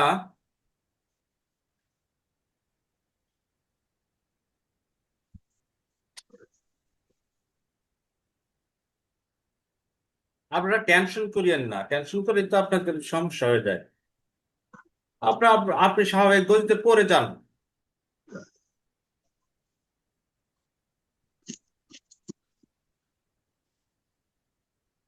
আপনি কি স্বাভাবিক গতিতে পড়ে যান। এই হুমায়ুন কবির ভাই, আপনি কি রিকোয়েস্ট পাঠাচ্ছেন রিমোট কন্ট্রোল পাঠান কেন? টেনশন করিয়েন না, পড়ে যান। এখন আমরা হচ্ছে আজকে আর প্রশ্নের উত্তর পড়বো না, আমি যে বেসিক দিয়ে দিয়েছি এগুলা পারলেই পারতেন। এই যে দেখেন, আমি একটু আগে যে প্রশ্নটা আলোপ করছি, এতে রেট জুডিকাটা প্রযোজ্য হয় না, একটু ভালো করে পড়লেন, এটা দেওয়া আছে কিনা দেখেন। এতে রেট জুডিকাটা প্রযোজ্য হয় না, কোথায় দেওয়া আছে এটা দেখবেন। কোথায় দেওয়া আছে? এটা 9 ধারার বিষয়ে দেওয়া আছে, বুঝছেন? এবং এটা উত্তর দেওয়া আছে, শুনেছি সত্যিকারণে 9 ধারায় কোন পরিস্থিতিতে মামলা রুজু করা হয় এবং এই ধারার মামলার সুবিধা সমূহ কি, এটারই একটু ঘুরাইয়া ওখানে ওই রেট জুডিকাটা দিয়ে প্রশ্নটা করা হয়েছে। তাহলে দেখেন এখানে লেখাই দিচ্ছি, এতে রেট জুডিকাটা প্রযোজ্য হয় না, মানে 9 ধারায় মামলা করলে সেই মামলা আপনি আবার করতে পারবেন, রেট জুডিকাটা প্রযোজ্য হবে না। তো এই নোটের মধ্যে তো সব দেওয়া আছে, কিন্তু একটু পুঙ্খানু ব্যাখ্যা বিশ্লেষণ করে পড়লে তাহলে দেখবেন যে প্রশ্নটা একটু ভিন্নভাবে করলেও আপনি পারবেন। এই যে দেখেন, পুনরায় সত্য প্রমাণের সুযোগ দেওয়া আছে কি, ধারা 9 এর অধীনে দখল পুনরুদ্ধারের মামলা করার পরও বাদী 8 ধারার অধীনে সত্য প্রমাণের জন্য মামলা করতে পারে, বুঝছেন কিনা? 9 ধারায় মামলা করার পরেও 8 ধারার অধীনে মামলা করার সুযোগ আছে। তো এই বিষয়গুলাই ওইটাই ওখানে প্রশ্ন আকারে নেওয়া হয়েছে, তো এই বিষয়গুলো একটু মাথায় রাখবেন। এই যে সুনীতি সম্পত্তির কারণে 9 ধারার আওতায় মামলা রুজু করার ক্ষেত্রে সরকারের ভূমিকা কি, একই সম্পত্তির বিষয়ে বাদী নতুন মামলা করতে পারার সুযোগ ও জিতের বিরুদ্ধে বিবাদের প্রতিকার চাওয়ার পদ্ধতি কি, এই বিষয়টাই ওখানে কি একটু ভিন্ন আঙ্গিকে করা হয়েছে। এই যে রেট জুডিকাটা প্রযোজ্য নয়, তো এই বিষয়গুলো আপনাদের কি করতে হবে, বুঝতে হবে। একটু ক্রিটিক্যাল ইস্যু থেকে প্রশ্ন কি আসবে, তো এই নোটটা আপনি একটু ভালো করে পড়বেন, দেখবেন যে আপনি পারতেছেন। কয়েকবার করে এগুলো আমরা কি করছি, দিয়েছি। হ্যাঁ, এই যে দেখেন, সুনীতি সম্পত্তিকার আইনে চুক্তি আইনসঙ্গত বলবৎ হওয়া সত্ত্বেও আদালত কি ডিগ্রি প্রদানে কখনো অস্বীকার করতে পারে। ওই যে একটা মহিলার উদাহরণ দিয়ে যে উদাহরণটা দিচ্ছি, ওইটাই জাস্ট এখানে বসাই দিবেন, যে বাড়ি বিক্রি চুক্তি হয়েছে, এখন কি মহিলা বলছে তার কোনো কি নাই, থাকা খাওয়ার জায়গা নাই, ঠিক আছে, সেই ক্ষেত্রে আদালত মহিলার পক্ষে রায় দিয়ে দিবে, সুনির্দিষ্ট কার্য সম্পাদনের আদেশ নাও দিতে পারে। এই বিষয়টা এখানে ফুটাই তুলবেন। এই যে দেখেন, আপনার সোলাটিয়াম কি, এই বিষয়টা এখানে দেওয়া আছে সুন্দর করে। হ্যাঁ, আমরা ওখানে যেগুলো আলোচনা করছি, কষ্ট হয়ে যায় কিভাবে হয়, এখানে খুব সহজ ভাষায় দেওয়া আছে, আপনি এটা ফলো করলেন। অন্যান্য বই আপনার জটিল ভাবে দিয়েছে, ওগুলা আপনি মনে রাখতে পারবেন না। ঠিক আছে?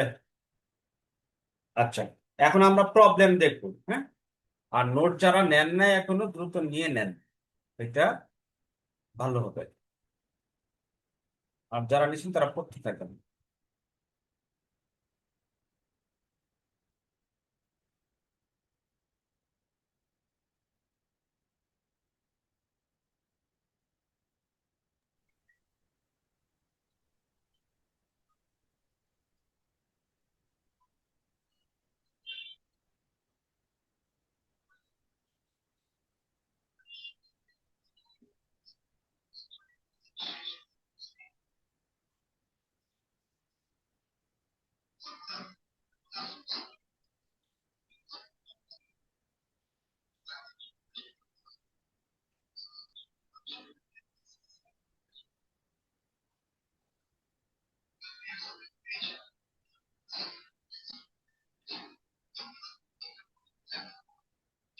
আচ্ছা, আমরা এখন প্রবলেম দেখবো। হ্যাঁ,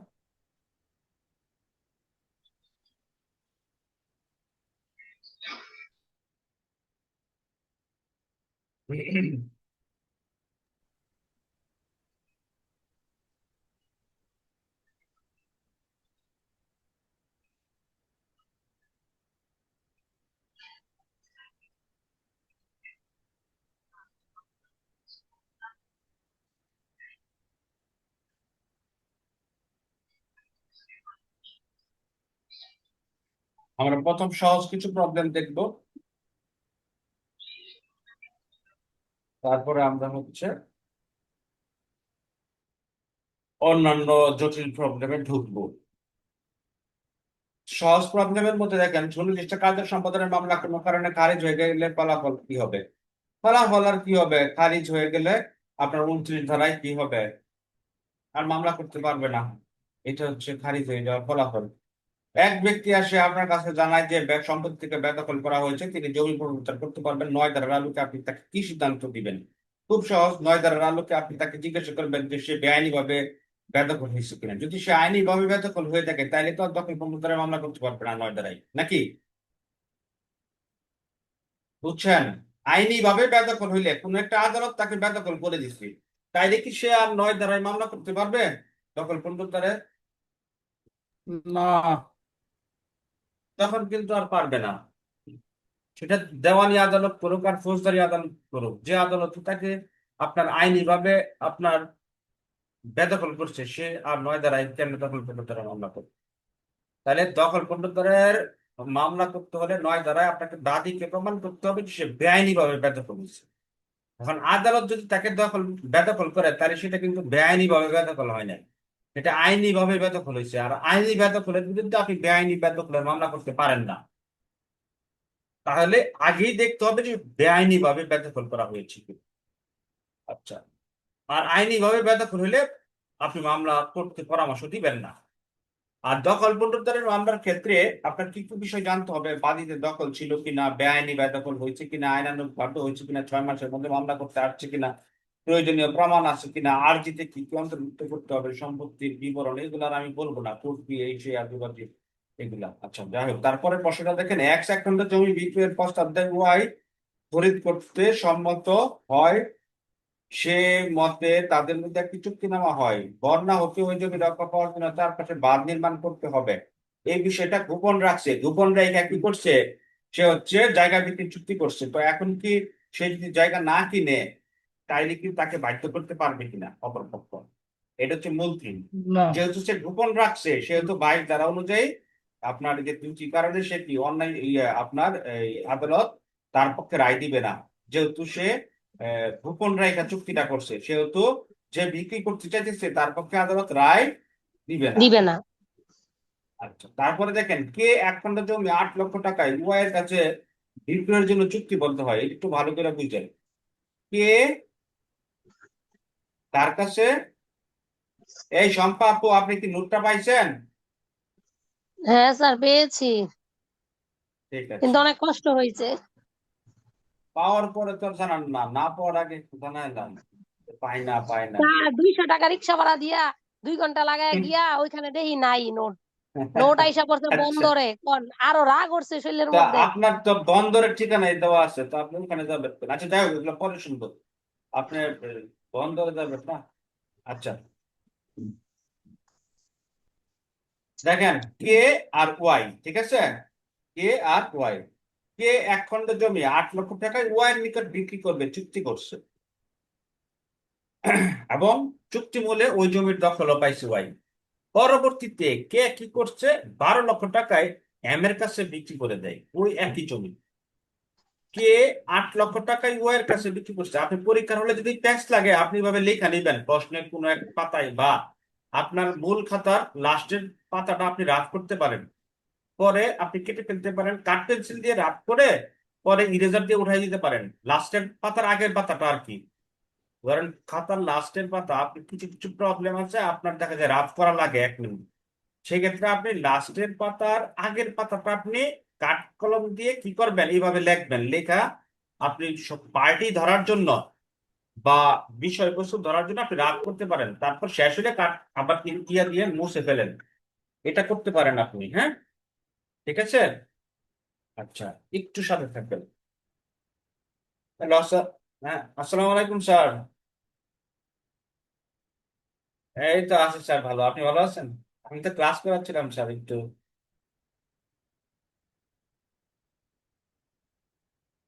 আচ্ছা, আহ, আচ্ছা, জি জি স্যার, আমি ফোন দিচ্ছি স্যার আপনাকে একটু পরে, হ্যাঁ? হুম, ঠিক আছে স্যার, ওকে, থ্যাংক ইউ। আসসালামু আলাইকুম।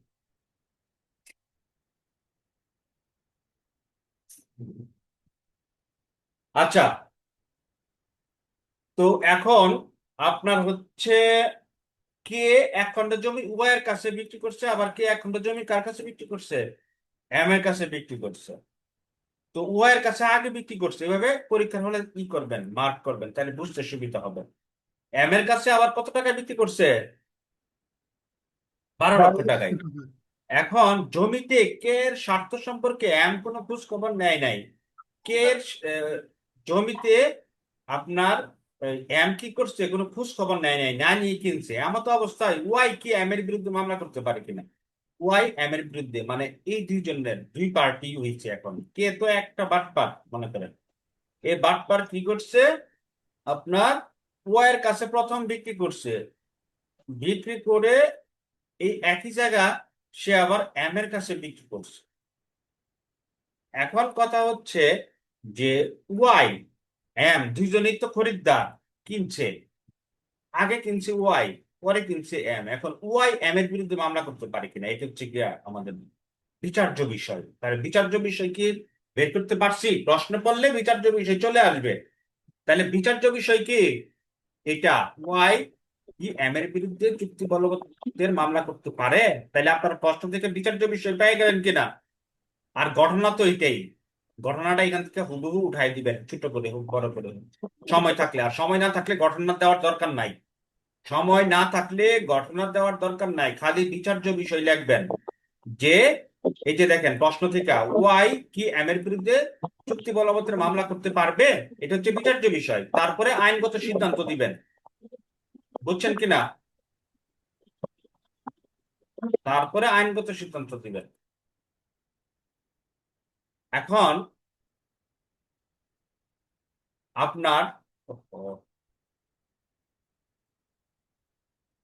প্রশ্ন হচ্ছে ওয়াই কি এম এর বিরুদ্ধে মামলা করতে পারবে কিনা। এখন এখানে একটা কথা আছে, ওয়াই এম এর বিরুদ্ধে মামলা করতে পারবে চুক্তি বলবতের জন্য। কারণ কি, 27-এর আপনার বি ধারাতে বলা আছে যে কোনো ব্যক্তি চুক্তি বলে সম্পত্তি পাইলে অন্য যে কোনো ব্যক্তির বিরুদ্ধে মামলা করতে পারবে। 27-এ আমরা পড়ছি না, কার্য সম্পাদনের জন্য এক ব্যক্তি আরেক ব্যক্তির বিরুদ্ধে মামলা করতে পারবে। তো এখন যেহেতু আপনার ওয়াই আগে কিনছে, সেই ক্ষেত্রে ওয়াই কি করতে পারবে, এম এর বিরুদ্ধে মামলা করতে পারবে। পূর্ববর্তী দাবিদার পরবর্তী দাবিদারের বিরুদ্ধে কি করতে পারবে, মামলা করতে পারবে। কোন একটা জমির প্রথম দাবিদার পরের যে দাবিদার তৈরি হয়েছে তার বিরুদ্ধে মামলা করতে পারবে। তাই প্রথম দাবিদার কে, পূর্ববর্তী দাবিদার কে, ওয়াই, আর পরবর্তী দাবিদার কে, এম। তাহলে কি এম ওয়াই এর বিরুদ্ধে মামলা করতে পারবে না ওয়াই এম এর বিরুদ্ধে মামলা করতে পারবে? ওয়াই এম এর বিরুদ্ধে মামলা করতে পারবে, যেহেতু ওয়াই হচ্ছে পূর্ববর্তী দাবিদার। এটা 27-এর বি ও বিধিতে বলা আছে যে পূর্ববর্তী দাবিদার পরবর্তী দাবিদারের বিরুদ্ধে মামলা করতে পারে। তাহলে সে অনুযায়ী ওয়াই এম এর বিরুদ্ধে মামলা করতে পারবে। আপনারা কি বুঝছেন বিষয়টা? স্যার আচ্ছা, তাহলে জি এই স্যার, সমস্ত প্রবলেম বুঝতে গুলো পারছি। করতে কি, আনমিউট করা তো, তাহলে এই জন্য স্যার করতে পারি না। হ্যাঁ হ্যাঁ স্যার বুঝতে পারছি, আনমিউট করা তো আপনার সাথে সাথে রেসপন্স করতে পারি না আর কি। আচ্ছা আচ্ছা, good. সবাই আবার একসাথে রেসপন্স করলে সমস্যা, এই জন্য। আচ্ছা, তারপরেরটা দেখেন, আমি খুব দ্রুত শেষ করবো, আর 10 মিনিটের মধ্যে শেষ করবো। এক্স এবং ওয়াই 3 মাসের মধ্যে একটি ব্যবসা করার জন্য অংশীদার চুক্তিতে আবদ্ধ হয়। 3 মাস অতিক্রান্ত হওয়ার পর ওয়াই অংশীদার হতে অনাগ্রহ প্রকাশ করে। চুক্তিটি অংশীদারের মেয়াদ কাল সুনির্দিষ্টভাবে উল্লেখ ছিল না। আচ্ছা, যে চুক্তিতে মেয়াদ সুনির্দিষ্ট উল্লেখ থাকে না, সেই চুক্তি কি সুনির্দিষ্টভাবে বাস্তবায়ন করা যাবে? যাবে না। ব্যবসার যাবে না। অংশীদারিত্বের মেয়াদ কাল সুনির্দিষ্টভাবে উল্লেখ ছিল না, প্রশ্নটি খেয়াল করে দেখেন, তাইলে আর কিছু করা লাগে না। তাইলে এটা কি বাস্তবায়ন করা যাবে? তারপরে ব্যাখ্যাটা পড়ে নিন, আমি তো দিয়ে দিচ্ছি নোট। এ বি এর আপনারা নোট সাথে আছে না সবার? আচ্ছা স্যার।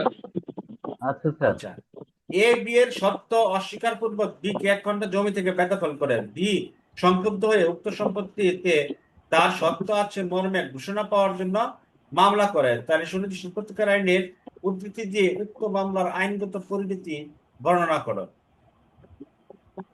তাহলে এখন বাদী দখল পুনরুদ্ধারের জন্য সত্য ব্যতীত ঘোষণার মামলা করলে রক্ষণীয় হবে কিনা?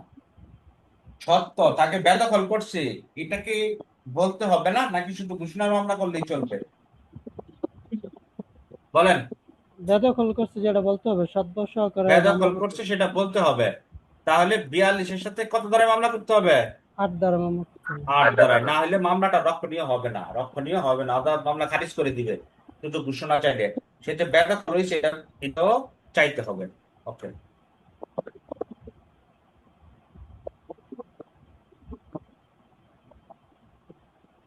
সে যে বেদখল হয়েছে এটাও চাইতে হবে।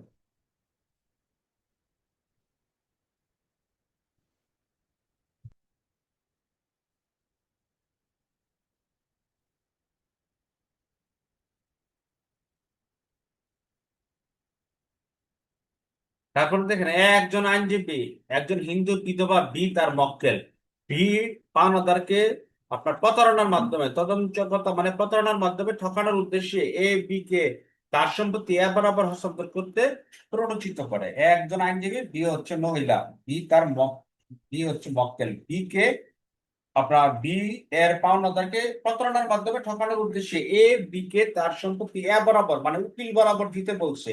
এ বরাবর বি সম্পত্তি আপনার হস্তান্তর করে দেয়।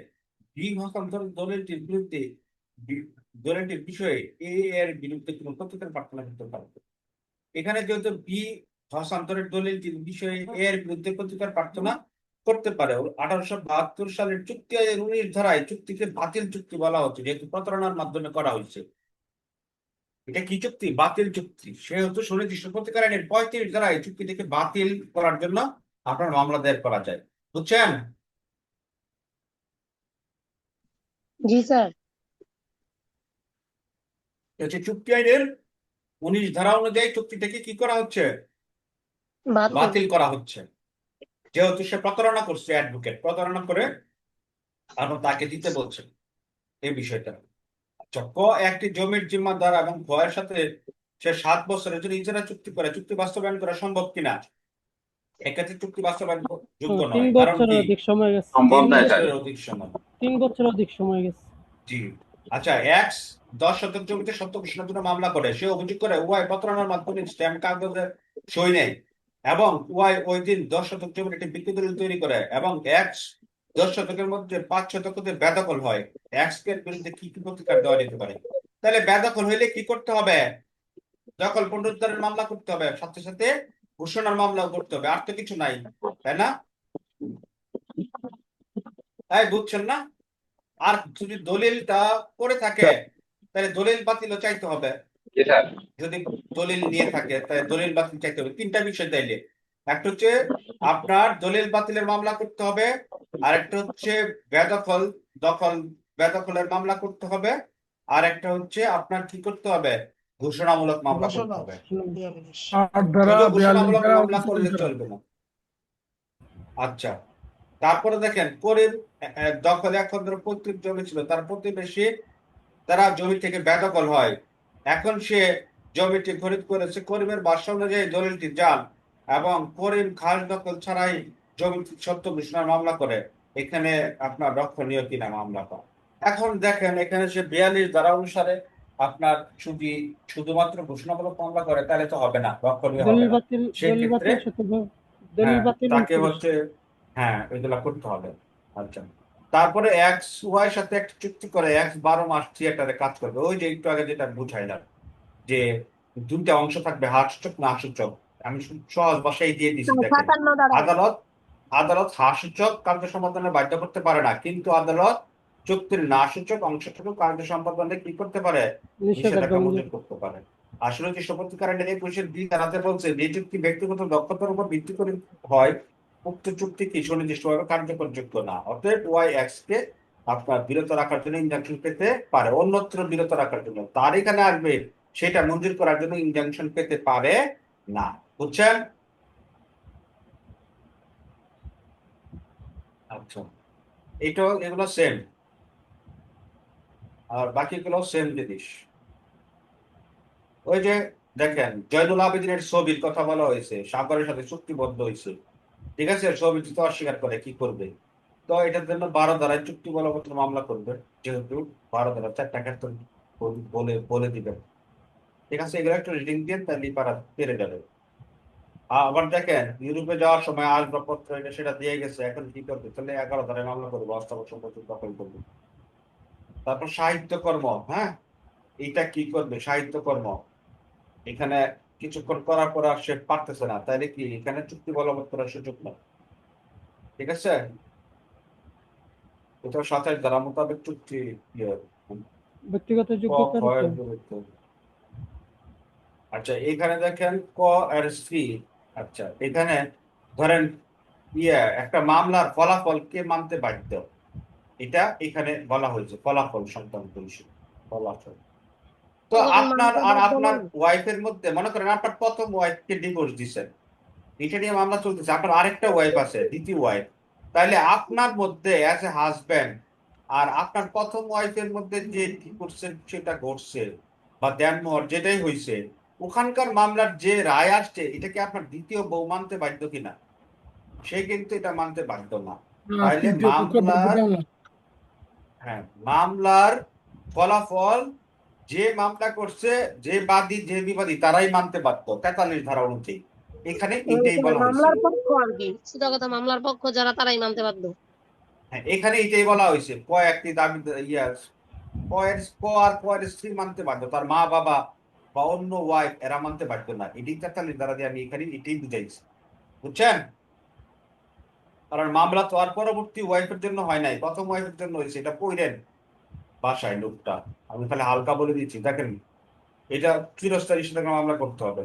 এটা নুড়ি পাথর খনন করে ফেলছে, সে বলছে ইজারা দিছে, জমিতে শুধু ধান চাষ করবে, এখন সে বালু উত্তোলন করতেছে, সেই ক্ষেত্রে তাকে চিরস্থায়ী টাকা মামলা করতে হবে। আপনারা বেসিক ক্লাস এমসিকিউতে করছেন, আরো বেসিক ক্লাস এগুলো বলে দিছি, বারবার বলছি যে চুক্তির বাইরে গিয়ে যদি সে অন্য কোনো কাজ করে, ওইটা থেকে তাকে থামানোর জন্য চিরস্থায়ী টাকা মামলা করতে হবে। এই তো, তাহলে একটা প্রবলেম শেষ। আমাদের আরো কিছু প্রবলেম দেওয়া আছে, আর আপনারা হচ্ছে ওই যে শর্ট সাজেশনে আরো কিছু বিষয় পেয়ে যাবেন। এই এর বাইরে আর প্রশ্ন আসবে কি? এগুলোই আসবে যদি। ঠিক আছে, তারপরে আমরা আবার রিভিশন করব। এখন হচ্ছে বাকি আমরা তো কি কিছু করব? থাকলো না ভাই।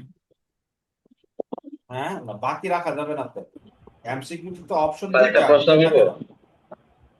দাঁড়ান, এমসিকিউ তে অপশন কয়টা? দুইটা। আপনাকে দুইটার মধ্যে একটা অ্যান্সার করতেই হবে। তো এখানে তো আপনার বাধ্য হতে হবে না, বেসিক আইডিয়া নিয়ে যেতে হবে, বুঝছেন কিনা? বেসিক আইডিয়া নিয়ে যেতে হবে, বাদ দেওয়া যাবে না। একদম কিচ্ছু না পড়লেও যাতে আপনি 2-4 লাইন বানায় লিখতে পারেন, এই আইডিয়াটা নিয়ে যেতে হবে।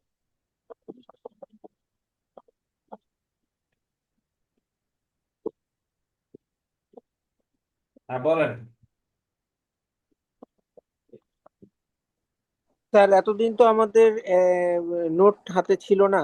আপনি স্যার স্যার একটা সম্পূর্ণ একটা পরীক্ষা ভালোভাবে কি নেক্সট ডেতে নিবেন স্যার? আমি হ্যাঁ, তো এলোমেলো স্ক্যাটার আগামীকালকে, পরীক্ষা দিচ্ছি স্যার। আগামীকালকে এসআর একটা টোটালটার উপর পরীক্ষা হবে। এই কয়টার সময় স্যার? টাইমটা স্যার? 9:30। Okay sir. কত মার্কের স্যার 9:30। এবং কয়টা প্রশ্ন থাকবে স্যার? এর মধ্যে কি দুইটা ড্রাফটিংও প্রশ্ন থাকবে থাকবে। কিনা? সরি দুইটা স্যার, প্রশ্ন কবে থাকবে। পরীক্ষা হবে স্যার?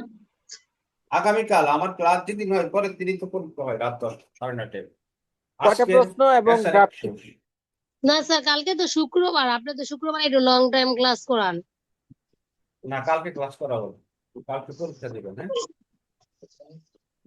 লং টাইম ক্লাস করালে তো স্যার একটু ভালো হয়, কারণ শুক্রবার না একটু স্যার, ফ্রিলি কালকে আমরা ভাবে পরীক্ষা দিব স্যার। পরীক্ষা দেন, ক্লাস তো করাইতেছি, আর কত ক্লাস কত বড় সাবজেক্ট স্যার বলছেন? একটা ধরবেন না। বলবো পরে শেষ স্যার, করেন। আমি একটা প্রশ্ন করতে চাইছিলাম। হ্যাঁ বলেন। হ্যাঁ, প্রশ্নটা হচ্ছে একটু আগে যে আপনি একটা প্রবলেমেটিক প্রশ্নগুলো করেছে 1 থেকে 20 পর্যন্ত, তো হ্যাঁ, এইগুলা কি পরীক্ষায়, মানে যে একটু আগে প্রবলেমেটিক প্রশ্নগুলো করাইছে 1 থেকে 20, মানে 20টা প্রবলেমেটিক প্রশ্ন আমাদেরকে দিতে, পরীক্ষার মধ্যে কি 20টার ভিতরে আসবে নাকি বাইরে থেকে আসার সম্ভাবনা আছে? এটা বেসিক কোশ্চেন, এই 20টার ভিতরেই আসবে, একটু ঘুরাইয়া দিতে, বুঝছেন নাই?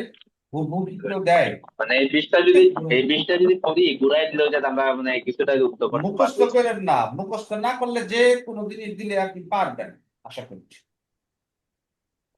বুঝা করি। বুঝতে নাই মানে একটা আইডিয়া নেওয়ার জন্য বলছে। হ্যাঁ হ্যাঁ, এই 20টাই আপনি ক্যাটাগরি করেন, এর মধ্যে আসবে 20-22টা দিয়ে ক্যাটাগরি দেখান। হ্যাঁ, জি স্যার, বুঝতে পারছি। ঠিক আছে। তাহলে জি স্যার। আপনারা কালকে পরীক্ষা দেন আর ভালো করে পড়েন। এরপরে আমরা এসআরএ কালকে শেষ হয়ে যাবে, তারপরে আমরা প্যানেল কোড ধরবো না কি করবো শনিবার? জি স্যার, প্যানেল কোড স্যার। ধরতে পারেন স্যার। প্যানেল কোড আমরা 10 তারিখের মধ্যে শেষ করবো, তারপরে আবার রিভিশন দিব, ওই যে শর্ট সাজেশনটা দেবো ওইটা আলুকে স্যার রিভিশন দিব ফৌজদারি আবার। কার্যবিধি ধরলে ভালো হয় স্যার। হ্যাঁ, দণ্ডবিধিটা পরে ফৌজদারি করেন, তাহলে আমার মনে হয় ভালো হবে, আচ্ছা কারণ হ্যাঁ, অপরাধ প্যানেলটাই ধরেন। সম্পর্কে জেনে গেলে আপনার ফৌজদারিটা করতে ভালো লাগবে, বুঝছেন কিনা? তাহলে দণ্ডবিধিটা আপনারা কি করাবো আমি একটু দেখাই দিই। স্যার কালকে কি স্যার একটা ড্রাফটিং দিবেন? ড্রাফটিং না, ড্রাফটিংটা আমাদের তো শুধু দেওয়ানির একটা ড্রাফটিং দেখাইছি, ড্রাফটিংটা আরো কিছু ড্রাফটিং দেখাবো সামনের সপ্তাহে, তারপরে ড্রাফটিং এর উপর টানা 3-4টা পরীক্ষা হবে। হ্যাঁ, আপনারা একটা ড্রাফটিং করে ফেলেন, ওই যে দেওয়ানিতে একটা ড্রাফটিং দেখাই দিচ্ছিলাম না ওই দিন এসআরএর প্রথম ক্লাসে, ওই ড্রাফটিংটা পড়েন, ওই ড্রাফটিংটাই আমি দিব, ওইটাই লিখবেন, ওইটা এক্সট্রা, ওইটা পরীক্ষার সময়ের বাইরে, মানে ওইটা আপনারা নিজেদের মতো করে লিখে আমাকে ওই পরীক্ষার একসাথে সাবমিট করুন ওই ড্রাফটিংটা, তাহলে দেওয়ানির ড্রাফটিংটা শেষ হয়ে যাবে। এই, মানে আরো আমি ড্রাফটিং দেখাবো এটা ওই যে 14-15টা। স্যার 7 আদেশের একের বিধি এটা স্যার? আরে না, 54 ধারা চিরস্থায়ী নিষেধাজ্ঞার একটা ড্রাফটিং আচ্ছা দেখা যাবে। আচ্ছা, আমরা এই দণ্ডবিধি আপনার স্ক্রিন দেখতে পাচ্ছেন? হ্যাঁ, জি জি। জি স্যার, দেখতে পাচ্ছি। হ্যাঁ, দেখা আচ্ছা, যাচ্ছে। আমরা দণ্ডবিধির সামনে দেখতে ক্লাসে পাচ্ছি। করবো আর কি এগুলা। লেভেল 1 আমরা 4টা লেভেলে ভাগ করছি। হ্যাঁ, লেভেল 1-এ এই টপিক গুলাকে রাখছি, টপিক 1, টপিক 2, টপিক 3, টপিক 4। এগুলো হচ্ছে আপনার সহজ হবে, আপনার পড়াটাকে সহজ করে দিবে। তারপরে হচ্ছে লেভেল 2, লেভেল 3, হ্যাঁ, এরকম ভাবে এগুলো ভাগ করতেছি আস্তে আস্তে। এটা আপনি পরীক্ষার আগে শুধু এগুলোই করে যাবেন, এটা আমরা সামনের ক্লাসে দেখবো। ঠিক আছে, তো ঠিক আছে, ভালো থাকেন, সুস্থ থাকেন, নিরাপদে থাকেন, আগামীকাল পরীক্ষা দেন। আর কার কোনো সমস্যা থাকলে আমার সাথে যোগাযোগ করিও। আর পরীক্ষা কেমনে ধন্যবাদ স্যার। দিবেন, কোন খাতায় দিবেন, এগুলো আমি সব ইনস্ট্রাকশন দিয়ে দিব। আপনারা হচ্ছে একটু বড় খাতা কিনেন, অনেক সময় পরীক্ষায় আনইজি ফিল করতে পারেন, এটা আপনি সামনের মাস থেকে বড় খাতায় প্র্যাকটিস করেন 1 তারিখ থেকে। ঠিক আছে, স্যার কয়টা আর প্রশ্ন আমি থাকবে হচ্ছে আমাদের লিখতে হবে কালকে? 2টা? 2টা, হ্যাঁ, 3টা প্রশ্ন লেখেন, 5 মার্ক ওকে করে দিতে। ওকে 3টা প্রশ্ন থাকবে। হ্যাঁ, ঠিক আছে, বড় প্রশ্ন 2টা আর একটা প্রবলেম, তারপরে অনেক পর পরীক্ষা নিব আমি, আপাতত বেসিকটা ক্লিয়ার করি 10 স্যার তারিখের একটা মধ্যে। জিনিস কি, আমরা যখন পরীক্ষা দিই আমাদেরকে একটা মার্ক দিলে মানে হয় ভালো হয়। হ্যাঁ আমাদেরকে একটু দিব, mark এটা তো আপনি সরাসরি নাই, এই জন্য। আর আপনারা একটা কাজ করবেন, পূর্ণাঙ্গ আমি 2-3টা টেস্ট নিব, 2-3টা টেস্ট নেওয়ার পরে আপনারা ওই খাতাগুলা কিনবেন, কিনে প্রয়োজনে আমাকে একটু কুরিয়ারে পাঠাই দিয়েন, আমি খাতাগুলা দেখবো এবং তারপরে একটা রিভিউ দিব, যেহেতু আপনারা আসতে পারবেন না ঢাকায় বা আসা সমস্যা হবে, তো আমি টানা 2টা পরীক্ষা বা 3টা পরীক্ষা পিডিএফ নিব। ফাইলে দেখে স্যার কি ঢাকা মার্ক করা আসতে যায় না? পারবো স্যার। স্যার ঢাকার লোকেশন ঢাকা কোথায় স্যার? ঢাকা আসলে আপনাকে যাত্রাবাড়ি আসতে হবে স্যার স্যার আপনি কি হাইকোর্ট বা পরীক্ষার জন্য। সেগুনবাগিচা এইদিকে আসেন স্যার? এদিকে খুব বেশি আসা হয় না, মাঝে মাঝে। আপনি এক কাজ করেন, যদি ঢাকা আসবেন কি আসবেন না সেটা পরে আমি জানাবো। আপনি এই 10 তারিখের মধ্যে আমরা শেষ করার পরে আমরা 12 তারিখ, 13 তারিখ, 14 তারিখ 3 দিন 3টা পরীক্ষা নিব আর। হ্যাঁ, তো ওই খাতাগুলা আমাকে সরাসরি দেখা উচিত, মানে আপনি কিভাবে লিখতেছেন, মার্জিন কোথায় করতেছেন, এটা যদি আপনার সম্ভব সরাসরি না হয়। দেখলে স্যার বোঝা যায় না। হ্যাঁ, বোঝা যায় না। যদি আপনার সম্ভব হয় ওই খাতা 3টা, মানে ফুল মার্কের 100 মার্কের পরীক্ষা, ঠিক আছে, 3টা পরীক্ষা দিয়ে ওই 3টা খাতা একসাথে আমাকে কুরিয়ার করে পাঠাই দিয়েন হোম ডেলিভারি, তাহলে আমি হচ্ছে দেখে দেখে একটা নাম ধরে ধরে আপনি রিপ্লাই দিন যে আপনার এই জায়গাটা ঠিক করতে হবে, বুঝছেন? স্যার আর প্রয়োজনে আপনার খাতাটা আপনি ফটোকপি করে রাখতে পারেন, অথবা ছবি তুলে রাখতে পারেন, আপনি কারেকশন করে নেবেন, অথবা আমি দেখে তারপর প্রয়োজনে আবার এটা ব্যাগ দিয়ে পাঠাই। স্যার একটা রিকোয়েস্ট করতেন স্যার। আরেকটা ইস্যু, দাঁড়ান, আরেকটা ইস্যু হচ্ছে আপনারা ওই খাতাগুলো কিনবেন, বড় খাতাগুলা দেখবেন এগুলা পাওয়া যায়। আর না পাইলে আমাকে বলবেন, আমি বলে দিতাম কোথায় পাবেন। ঠিক আছে, ওই খাতাগুলোতে প্র্যাকটিস করবেন 1 তারিখ থেকে। এখন আপাতত আপনি নিজের খাতায় প্র্যাকটিস করেন, বড় খাতায় পরীক্ষা আমি দিবেন, বড় কিনেছি খাতার স্যার, মতো। 4 রিম কিনে আনছি স্যার, বড় খাতা 4 রিম কিনে আনছি। হ্যাঁ, ভালো করছেন। ওই খাতাতে পরীক্ষা দিবেন, লিখবেন, তাইলে ভালো হবে। জি স্যার 10 বা 15 দিন পর পর স্যার একদিন একটু হাইকোর্ট বা প্রেস ঢাকা ভার্সিটি এই এরিয়াতে স্যার একটু মিট করা যায় স্যার, মানে কার কি প্রবলেম একটু স্যার আধা ঘন্টা বা 1 ঘন্টার জন্য একটু সরাসরি ব্রিফ করলে, কারণ যাত্রাবাড়ি স্যার অনেক দূর হয়ে যায় শ্যামলীর থেকে। বুঝছি। আচ্ছা, ওইটা আর কিছু সামনের মাসে আসো, পরে আমরা ইচ্ছা দেখবো। থাকলে হ্যাঁ, এটা উপায় হয়, ইচ্ছা থাকলে সবাই করে। সামনের মাস আসো, পরে দেখবো। আপনারা করতে থাকেন, সামনের মাসের 1 তারিখে এটা নিয়ে আমরা ডিসকাশন। আপনারা যদি কি করার থাকে আমি একটু দেখি কি করা যায়। ঠিক আছে, আপনারা তো করতে থাকেন। তাহলে আপনি 7-5টা প্র্যাকটিস করেন, অ্যাসার একটা প্র্যাকটিস করেন। কোনো সমস্যা নোটে থাকলে আমাকে ফোন দিয়েন বা মেসেজ আর দিয়েন। নোটের ব্র্যাকেটও মাঝে মাঝে ও ও, ক খ এগুলো কি স্যার? হ্যাঁ, নোটে মাঝে মধ্যে পাওয়া যায় ব্র্যাকেটে ও দন্তান্ন। আচ্ছা, ব্রেকেটের যেগুলো এগুলা ঠিক করার সময় পাই নাই। হ্যাঁ, ওগুলা আপনার হচ্ছে ইংলিশ লেখাগুলা ছোট নিচে করার কারণে একটু ঝামেলা হচ্ছে না, ওগুলা অ্যাভয়েড করুন। আর কিছু ইংলিশ ফন্টেরও একটু সমস্যা হয়েছে, এগুলাই অ্যাভয়েড করুন। ওকে, থ্যাংক ইউ। অনেক অনেক আর ধন্যবাদ কিছু? স্যার। স্যার আপনাকে অনেক ধন্যবাদ স্যার। জি, আসসালামু আপনারা কি ক্লাস বুঝছেন আসসালামু কিনা? আলাইকুম। বুঝতেছি স্যার, চেষ্টা করছি। চেষ্টা করছি thank sir. You very much, thank you very much.